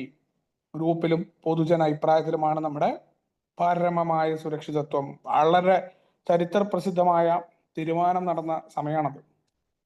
കാരണം ബെർണാഡ് സ്മിത്തിനെ പോലെയുള്ള ആളുകൾ നമ്മുടെ ഒപ്പമുണ്ട്. നമുക്ക് സമൂഹത്തിൽ വമ്പൻ രീതിയിൽ നമ്മളെ സപ്പോർട്ട് ചെയ്യാനുള്ള റോക്ക്ഫെല്ലർ അടക്കമുള്ള ആളുകളുമായിട്ടൊക്കെ നമുക്ക് വളരെ ബന്ധം. കുറേ ആളുകൾ നോൺ ആൽക്കഹോളിക്കായ ആളുകൾ എയുടെ പ്രവർത്തനങ്ങൾ മനസ്സിലാക്കിയിട്ട് നമ്മുടെ ഒപ്പമുണ്ട്. നമുക്ക് വേണമെന്നുണ്ടെങ്കിൽ എയുടെ പേരിന് വേണ്ടിയിട്ടുള്ള നിയമനിർമ്മാണങ്ങളിൽ ഏർപ്പെടാം, പല പ്രശ്നങ്ങളിലും ചെയ്യാം. എയുടെ പേര് ദുരുപയോഗം ചെയ്യുന്ന ആളുകളെ കേസിൽ കൊടുക്കാൻ പറ്റും. നമുക്കാണെങ്കിൽ നമ്മൾ ഒരിക്കലും അങ്ങനത്തെ നിയമ നടപടികൾക്ക് പോകാറില്ല. ഈ കേസ് കൊടുക്കുക എന്നത് വലിയ കാര്യമൊന്നുമില്ല. അനങ്ങിക്കഴിഞ്ഞാൽ കേസ് കൊടുക്കുന്ന ആൾക്കാരുണ്ടാവും. അവർ വിചാരിക്കുന്നത് അവർ ഈ പറയും, നമ്മൾ പറയില്ല പൊട്ടക്കിണറ്റിൽ കിടക്കുന്ന തവളകളെ പോലെയുള്ള ആളുകൾ. തിരിച്ച് ആളുകൾ പ്രതികരിക്കാത്തതിന്റെ കാരണം എയുടെ ആത്മീയത ഈ ചരിത്രത്തിൽ ഉറങ്ങിക്കിടക്കുന്നുണ്ടാ. ആൽക്കഹോളിക്സ് അനോണിമസ് ഈ പാഠം പഠിച്ചിട്ടുണ്ട്.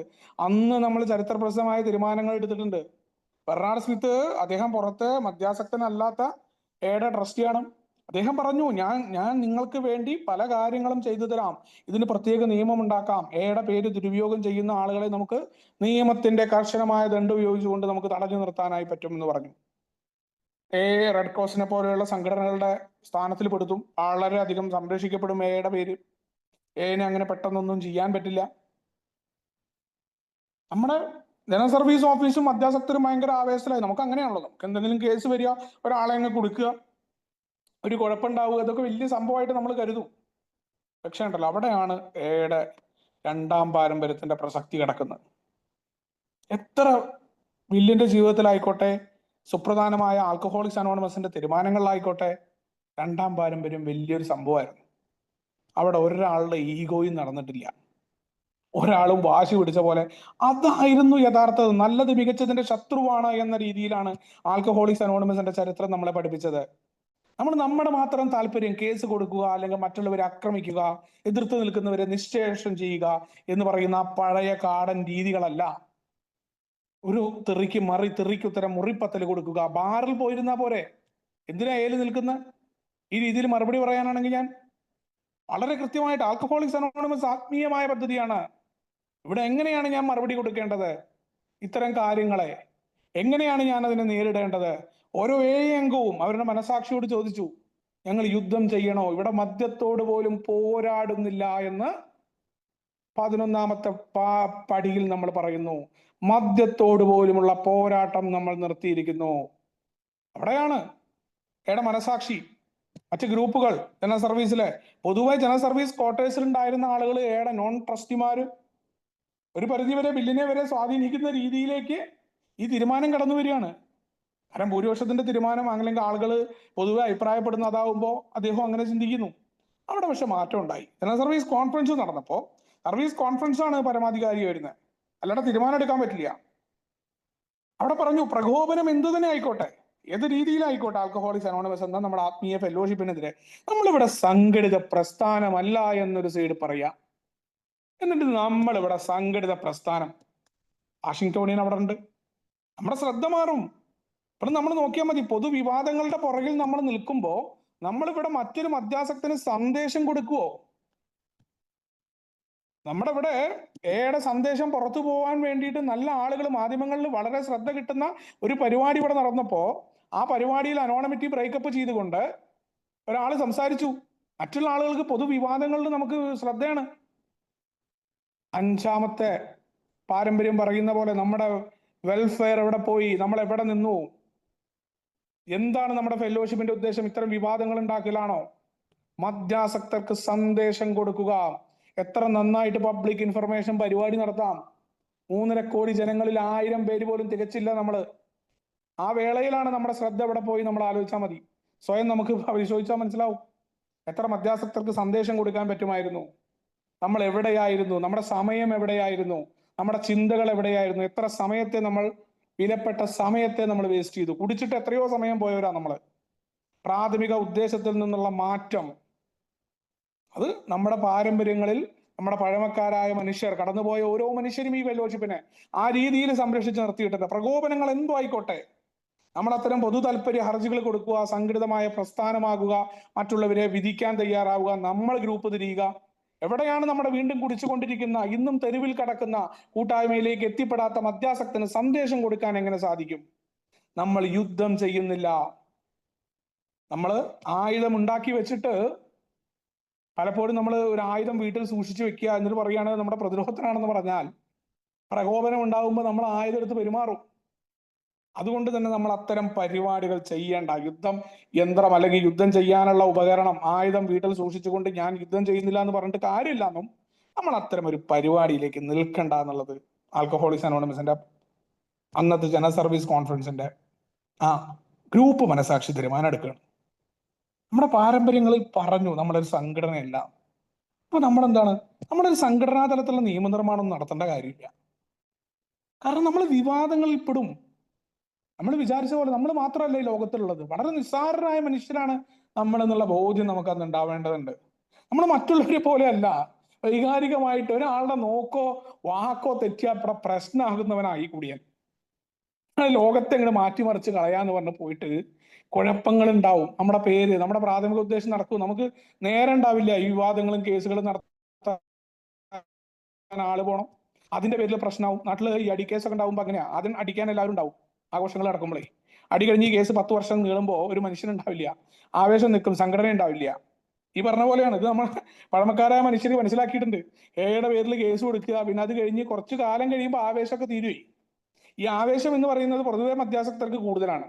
അത് നീണ്ടു നിൽക്കുന്ന ആവേശവും ഉണ്ടാവില്ല. ഗ്രൂപ്പുകൾ തുടങ്ങുന്ന ആയിക്കോട്ടെ, ഗ്രൂപ്പിന്റെ പ്രവർത്തനങ്ങൾ നടത്തുന്ന ആയിക്കോട്ടെ, ഓരോ മനുഷ്യരും ഓരോ തരത്തിലാണ് നമ്മളൊക്കെ. അത് നമ്മുടെ പഴമക്കാരായ മനുഷ്യർ മനസ്സിലാക്കിയത് കൊണ്ടാണ് നമ്മുടെ ഫെലോഷിപ്പ് നിലനിൽക്കുന്നതിന്റെ കാരണം. നിയമപരമായ ചോദ്യങ്ങളുടെയും നേട്ടങ്ങളുടെയും വിവാദങ്ങളെല്ലാം നമ്മൾ മറക്കേണ്ടതുണ്ട്. കോൺഫറൻസ് ആ രീതിയിലാണ് തീരുമാനമെടുത്തത്. നമ്മളവിടെ ഗ്രൂപ്പിന്റെ പ്രവർത്തനം, ഗ്രൂപ്പുകളെ നന്നായി നടത്തുക. ഗ്രൂപ്പ് എന്താ പറയണ, ഗ്രൂപ്പിലെ ഓരോ മനുഷ്യർക്കും ശക്തമാക്കുക. 12ാം പടിക്ക് വേണ്ടിയിട്ടുള്ള പ്രവർത്തനങ്ങളിൽ എത്തിപ്പെടുക. പൊതുജനങ്ങളുടെ അഭിപ്രായം ഉണ്ടാവണം നമ്മളെക്കുറിച്ച്. നമ്മൾ മാറ്റം വന്ന ആളുകളാണ്. അതല്ലാതെ നമ്മളൊരു പരിപാടിയിൽ പോയി നിന്നിട്ട് ആ പരിപാടിയിൽ നമ്മുടെ സംസാരം കേട്ടിട്ട് ഒരു സെലിബ്രിറ്റി ചോദിച്ചു നമ്മുടെ ഒരു അംഗത്തിനോട്, നിങ്ങൾ ഇപ്പൊ ഇങ്ങനെയാണെങ്കിൽ കുടിച്ച കാലത്തിൽ നിങ്ങൾ എങ്ങനെയാണെന്ന് ചോദിച്ചു. ഇതാണോ പൊതുജന അഭിപ്രായം നമ്മൾ രൂപീകരിക്കുക? നമ്മൾ ആൽക്കഹോളിക്സ് അനോണിമസിന്റെ പ്രതിനിധികളായിട്ട് എവിടെയെങ്കിലും പോവുകയാണെങ്കിൽ ആ ഭാഗങ്ങളിൽ നമുക്ക് സംസാരിക്കാൻ അവിടെ എളിമ എന്താണെന്ന് നമ്മൾ കാണിക്കണം. നമ്മൾ അവിടെ വാഗ്വാദത്തിന് നിന്ന് കഴിഞ്ഞാൽ എയുടെ പേരാണ് അവിടെ പുറത്തു പോവുക. ഒരു സ്ഥലത്തേക്ക് എൻ്റെ പഴമക്കാരൻ അവിടെ നാട്ടിൽ പറഞ്ഞത് ഇന്ന് എനിക്ക് ഓർമ്മയുണ്ട്. സ്കൂള് തരാത്ത ദേഷ്യത്തിന് എൻ്റെ സ്വഭാവത്തിൽ അയാൾക്കൊരു പാഠം പഠിപ്പിക്കണം, അയാളുടെ മുകളിലുള്ള MLA വിളിക്കണം എന്നായിരുന്നു. സർക്കാർ സ്കൂളിന്റെ നിയമം എനിക്കൊന്നും അറിയില്ല നാട്ടിൽ പോയ സമയത്ത്. കാരണം എക്ക് സ്കൂൾ തന്നില്ല എന്നുള്ള ആവേശമാണ് എൻ്റെ. എന്നോട് പറഞ്ഞു, പഴമക്കാരൻ പറഞ്ഞു, പൊട്ടിക്കടങ്ങാൻ പറഞ്ഞു. അവിടെ എയുടെ പരിപാടിക്ക് നിന്റെ ആവേശമൊക്കെ അവിടെ വെച്ചു പറഞ്ഞു. അതൊക്കെ അവിടെ വന്ന് നിന്നോട്ടെ, ആളുകളെയൊക്കെ അവിടെ നിർത്തിക്കോ പറഞ്ഞു. ആൽക്കഹോളിക്സ് അനോണിമസിന്റെ പ്രവർത്തനമാണിത്. നീ അവിടെ നടത്തുന്ന ഓരോ ആവേശവും, നീ കാണിക്കുന്ന എക്ക് വേണ്ടിയിട്ടാണെന്ന് പറയുന്ന മുഴുവൻ കാര്യവും നീ എയോട് കാണിക്കുന്ന നന്ദി കേടാവെന്ന് പറഞ്ഞു. ആ പ്രധാന അധ്യാപകൻ ആ ഹയർ സെക്കൻഡറി സ്കൂളിന്റെ അധ്യാപകനോട് എത്ര നല്ല നിർദ്ദേശമായിരുന്നു അറിയാം പഴമക്കാരന്റെ. അദ്ദേഹം പറഞ്ഞത് ഞാൻ കേട്ടിട്ടില്ലായിരുന്നെങ്കിൽ ഞാനിങ്ങനെ ആലോചിക്കുകയാണ്, എത്ര മോശമായിരുന്നു. കാരണം എന്റെ ഈഗോ അങ്ങ് ബൂസ്റ്റായിട്ടേ എനിക്ക് അയാൾക്ക് മറുപടി കൊടുക്കണമെന്ന വാശി അവിടെ നിൽക്കുക. എന്തോ ആ പഴമക്കാരനെ വിളിക്കാൻ തോന്നിയതും ആ പഴമക്കാരൻ പറഞ്ഞത് കേൾക്കാൻ തോന്നിയതും. കാരണം ആണ് അവിടെ മോശമാവും. ആൽക്കഹോളിക്സ് അനോണിമസിന്റെ ഫെലോഷിപ്പിന്റെ നമ്മൾ നോട്ടീസ് കൊടുത്തിട്ടുണ്ട്, ഇതാണ് എന്നുള്ള സാധനം കൊടുത്തിട്ടുണ്ട്. അപ്പൊ കുടിക്കുന്ന പരിപാടി നിർത്തിയിട്ട് അവിടെ തല്ലുണ്ടാക്കാൻ പോയി കഴിഞ്ഞാൽ നമ്മളെ എങ്ങനെ അവർ വിലയിരുത്തും? മാത്രമല്ല, ഏതെങ്കിലും ഒരാളെ നാളെ അയാൾ തരുമോ? എത്രയോ തവണ ഇപ്പം അയാൾ പോകുന്ന പല സ്ഥലങ്ങളിലും ആൽക്കഹോളിക്സ് അനോണിമസിനെ അയാൾ പരിചയപ്പെടുത്താൻ തുടങ്ങി. അവിടെ ഒന്നും മിണ്ടാതെ നമുക്ക് അവിടുന്ന് പോരേണ്ടി വന്നു. അവിടെ നമ്മുടെ തോൽവിയല്ല, കാരണം ഫെലോഷിപ്പിന് വേണ്ടി ചില കാര്യങ്ങൾ നമ്മൾ ചെയ്യേണ്ടതുണ്ടാവും എന്നുള്ളതാണ്. അത് യഥാർത്ഥത്തിൽ നമ്മുടെ വിജയമാണ് എന്ന് നമ്മുടെ ഈ പാരമ്പര്യങ്ങളിലൂടെ കടന്നുപോയ ആളുകൾ, അല്ലെങ്കിൽ ബിൽ വിൽസൺ അടക്കമുള്ള പഴമക്കാർ. ബില്ലിന്റെയൊക്കെ ജീവിതത്തിൽ അയാളുടെ വ്യക്തിപരമായ രീതികൾ എന്താന്നുള്ളതല്ല. ബില്ലിനെ സംബന്ധിച്ചിടത്തോളം വളരെ കൃത്യമായിട്ട് അദ്ദേഹം തന്റെ ജീവിതത്തിൽ ഓരോ മാറ്റങ്ങളും ആൽക്കഹോളിക്സ് പൊതുവായ നന്മയ്ക്ക് വേണ്ടിയിട്ട് വലിയ മാറ്റങ്ങൾ വരുത്തിയ മനുഷ്യനായിരുന്നു. അയാളുടെ വ്യക്തിപരമായ ജീവിതത്തിലെ പല ത്യാഗങ്ങളും അയാൾ ആൽക്കഹോളിക്സ് അനോണിമസിന്റെ ഫെലോഷിപ്പിന് വേണ്ടിയിട്ട് അയാൾ ചെയ്തിട്ടുണ്ട്. മാത്രമല്ല, അയാൾ ചെയ്ത തെറ്റുകളും കാര്യങ്ങളും തുറന്നു പറയാൻ ഒരു മടിയുണ്ടായിരുന്ന മനുഷ്യനായിരുന്നില്ല. അയാളുടെ പ്രവർത്തികളുടെ ആന്തരികമായ ഫലം എന്താണെന്നുള്ളതാണ് എപ്പോഴും പുള്ളി പറയാറുണ്ട്. നിങ്ങൾ തെറ്റുകൾ കാണുമ്പോൾ ആ തെറ്റുകളെ വെച്ച് ന്യായീകരിക്കാനാകരുത് എന്ന് പറയാറുണ്ട്. നിങ്ങളുടെ രോഗത്തെ നിങ്ങൾ അണ്ടർസ്റ്റാൻഡ് ചെയ്യേണ്ടത് ഞാൻ രോഗിയാണെന്ന് പറഞ്ഞുകൊണ്ട് അതൊരു ന്യായീകരണമാകരുത് എന്ന് പറഞ്ഞ ആൾ ബിൽ വിൽസനാണ്. അതിനുള്ള മാറ്റങ്ങൾ ഉണ്ടാകാൻ ഓരോ കാര്യവും ചരിത്രത്തിൽ ഉണ്ടായിട്ടുള്ള ഓരോ പാഠങ്ങളും നമ്മൾ ബില്ലൊക്കെ സ്വന്തം വ്യക്തിപരമായ പല നേട്ടങ്ങളും അദ്ദേഹത്തിന് ഉണ്ടാക്കാൻ പറ്റുന്നിടത്തും അത് വേണ്ട എന്ന് തന്റെ ഗ്രൂപ്പിന്റെ അംഗങ്ങൾ പറയുന്ന വാക്കുകൾ കേട്ട് വന്ന ആളുകളാണ്. അതിന്റെ തുടർച്ചയാണ് നമുക്ക് ഇന്ന് കിട്ടുന്ന, നമ്മൾ പറയും പണ്ട് അവർ കൊണ്ട വെയിലാണ് നമുക്ക് ഇന്നുള്ള തണൽ എന്ന് പറയാറുണ്ട്. നമ്മുടെ ഫെലോഷിപ്പിന് ആ രീതിയിൽ അന്നുണ്ടായിരുന്ന മുഴുവൻ പ്രശ്നങ്ങളിലും അല്ലെങ്കിൽ ഏതെങ്കിലും ഒരു വിവാദങ്ങളിലൊക്കെ പൊട്ടിയൊലിച്ചു പോയിട്ട് വാഷിംഗ്ടോണിയൻസിനെയൊക്കെ പോലെ പൊതുവിവാദങ്ങളിൽ പെട്ടില്ലാണ്ടാകുന്ന ഫെലോഷിപ്പ് ഒരു വലിയ മാതൃക കാണിച്ചു. അന്ന് ബില്ലടക്കമുള്ള ആളുകൾ എടുത്ത മാതൃകയാണ് പിന്നീട് 13-ാം പടിയുടെ ബില്യൺ കണക്കിന് ആളുകൾ അല്ലെങ്കിൽ മില്യൺ കണക്കിന് ആളുകളിലേക്ക് എത്തിയ വീഡിയോകൾ ഉണ്ടായപ്പോൾ നമ്മളവിടെ അടുത്ത പാംലെറ്റ് ഇറക്കി. അവിടെ സേഫ്റ്റി ഇൻ എ എങ്ങനെയായിരിക്കണം പുതുതായിട്ട് വരുന്ന അംഗങ്ങളോടുള്ള നിലപാട്, സ്ത്രീകളോട് എങ്ങനെയായിരിക്കണം. ആ കാര്യത്തിലാണ് പ്രവർത്തനമായിട്ട് മുന്നോട്ട് പോയി. വിവാദം അവിടെ നടന്നോട്ടെ എന്ന് പറഞ്ഞു. ഒരു അംഗത്തിനോടും നമുക്കങ്ങനെ നിർദ്ദേശം കൊടുക്കാൻ പറ്റാത്തതുകൊണ്ട് ജനറൽ സർവീസ് കോൺഫറൻസിന്റെ ഗ്രൂപ്പ് മനസാക്ഷി തീരുമാനിച്ചു, ഒരാളും പരസ്യമായിട്ട് ഇതിൽ പ്രതികരിക്കരുത്. അംഗങ്ങൾ എന്ന നിലയ്ക്ക് എവിടെയും പറഞ്ഞില്ല. അതിനോട് അഭിപ്രായം ചോദിച്ചപ്പോൾ ഞങ്ങൾക്ക് അതിൽ യാതൊരു അഭിപ്രായവും ഞങ്ങൾക്ക് പറയാനില്ല എന്നാ പറഞ്ഞ മാധ്യമങ്ങൾ വിളിച്ചിരുന്നു. ആൽക്കഹോളിക്സ് അനോണിമസിന് നമ്മുടെ നാട്ടിലത്തെ പോലെയല്ല, അവിടെ നന്നായിട്ട് അറിയാം അവർക്ക്. അതുകൊണ്ട് തന്നെ അവർ വിളിച്ചപ്പോൾ നമ്മൾ പരസ്യമായ ഒരു പ്രതികരണവും കൊടുത്തിട്ടില്ല. അതിന്റെ നടപടികളും കാര്യങ്ങളും ഞങ്ങൾ എടുത്തുകൊണ്ടിരിക്കുകയാണെന്ന് പറഞ്ഞ ഗ്രൂപ്പ് മനസാക്ഷിക്കനുസരിച്ച് എയുടെ പ്രവർത്തനം മറ്റ് സംഘടനകളെ പോലെയല്ല എന്ന് അവിടെയുള്ള മാധ്യമങ്ങൾക്കും അറിയാം. അപ്പൊ അത്തരം ചരിത്രപ്രധാനമായ ഈ കാലഘട്ടത്തിലും നമ്മൾ കടന്നു പോകുന്ന ഈ നൂറ്റാണ്ടിലെ ആൽക്കഹോളിക്സ് അനോണിമസിന്റെ പ്രധാന പ്രശ്നങ്ങൾ ഉണ്ടാകുമ്പോൾ അവിടെയും എടുത്ത തീരുമാനം ഈ പറയുന്ന മുന്നേ കടന്നുപോയ മനുഷ്യർ, ബിൽ വിൽസൺ അടക്കമുള്ള ഓരോരുത്തരോടുമുള്ള നന്ദി എത്ര പറഞ്ഞാലും തീരാൻ പറ്റാത്തതും അവരുടെ ആ കഷ്ടപ്പാടുകളും അവർ ചെയ്ത ആ ഒരു ത്യാഗത്തെ എന്നും നന്ദിയോടുകൂടി ഓർത്തുകൊണ്ടാണ് ഈ ഒരു ഭാഗത്ത് നിർത്തുന്നത്. ബാക്കി ഭാഗം അടുത്ത ആഴ്ച പറയാമെന്ന് വെച്ചാൽ എന്നെ കേട്ടിരുന്നതിന് നന്ദി പറഞ്ഞുകൊണ്ട് എല്ലാവർക്കും വിഭാവനം ചെയ്ത സുബോധാശംസ നിർത്തുന്നു. Thank you. താങ്ക് യു ഉണ്ണിച്ചേട്ടാ, താങ്ക് യു സോ മച്ച്. ആദ്യം തന്നെ നന്ദി പറയുകയാണ് ഉണ്ണിച്ചേട്ടനും ഷിബിച്ചേട്ടനോടുമുള്ള നന്ദി ഈ അവസരത്തിൽ അറിയിക്കുന്നു. ആർക്കെങ്കിലും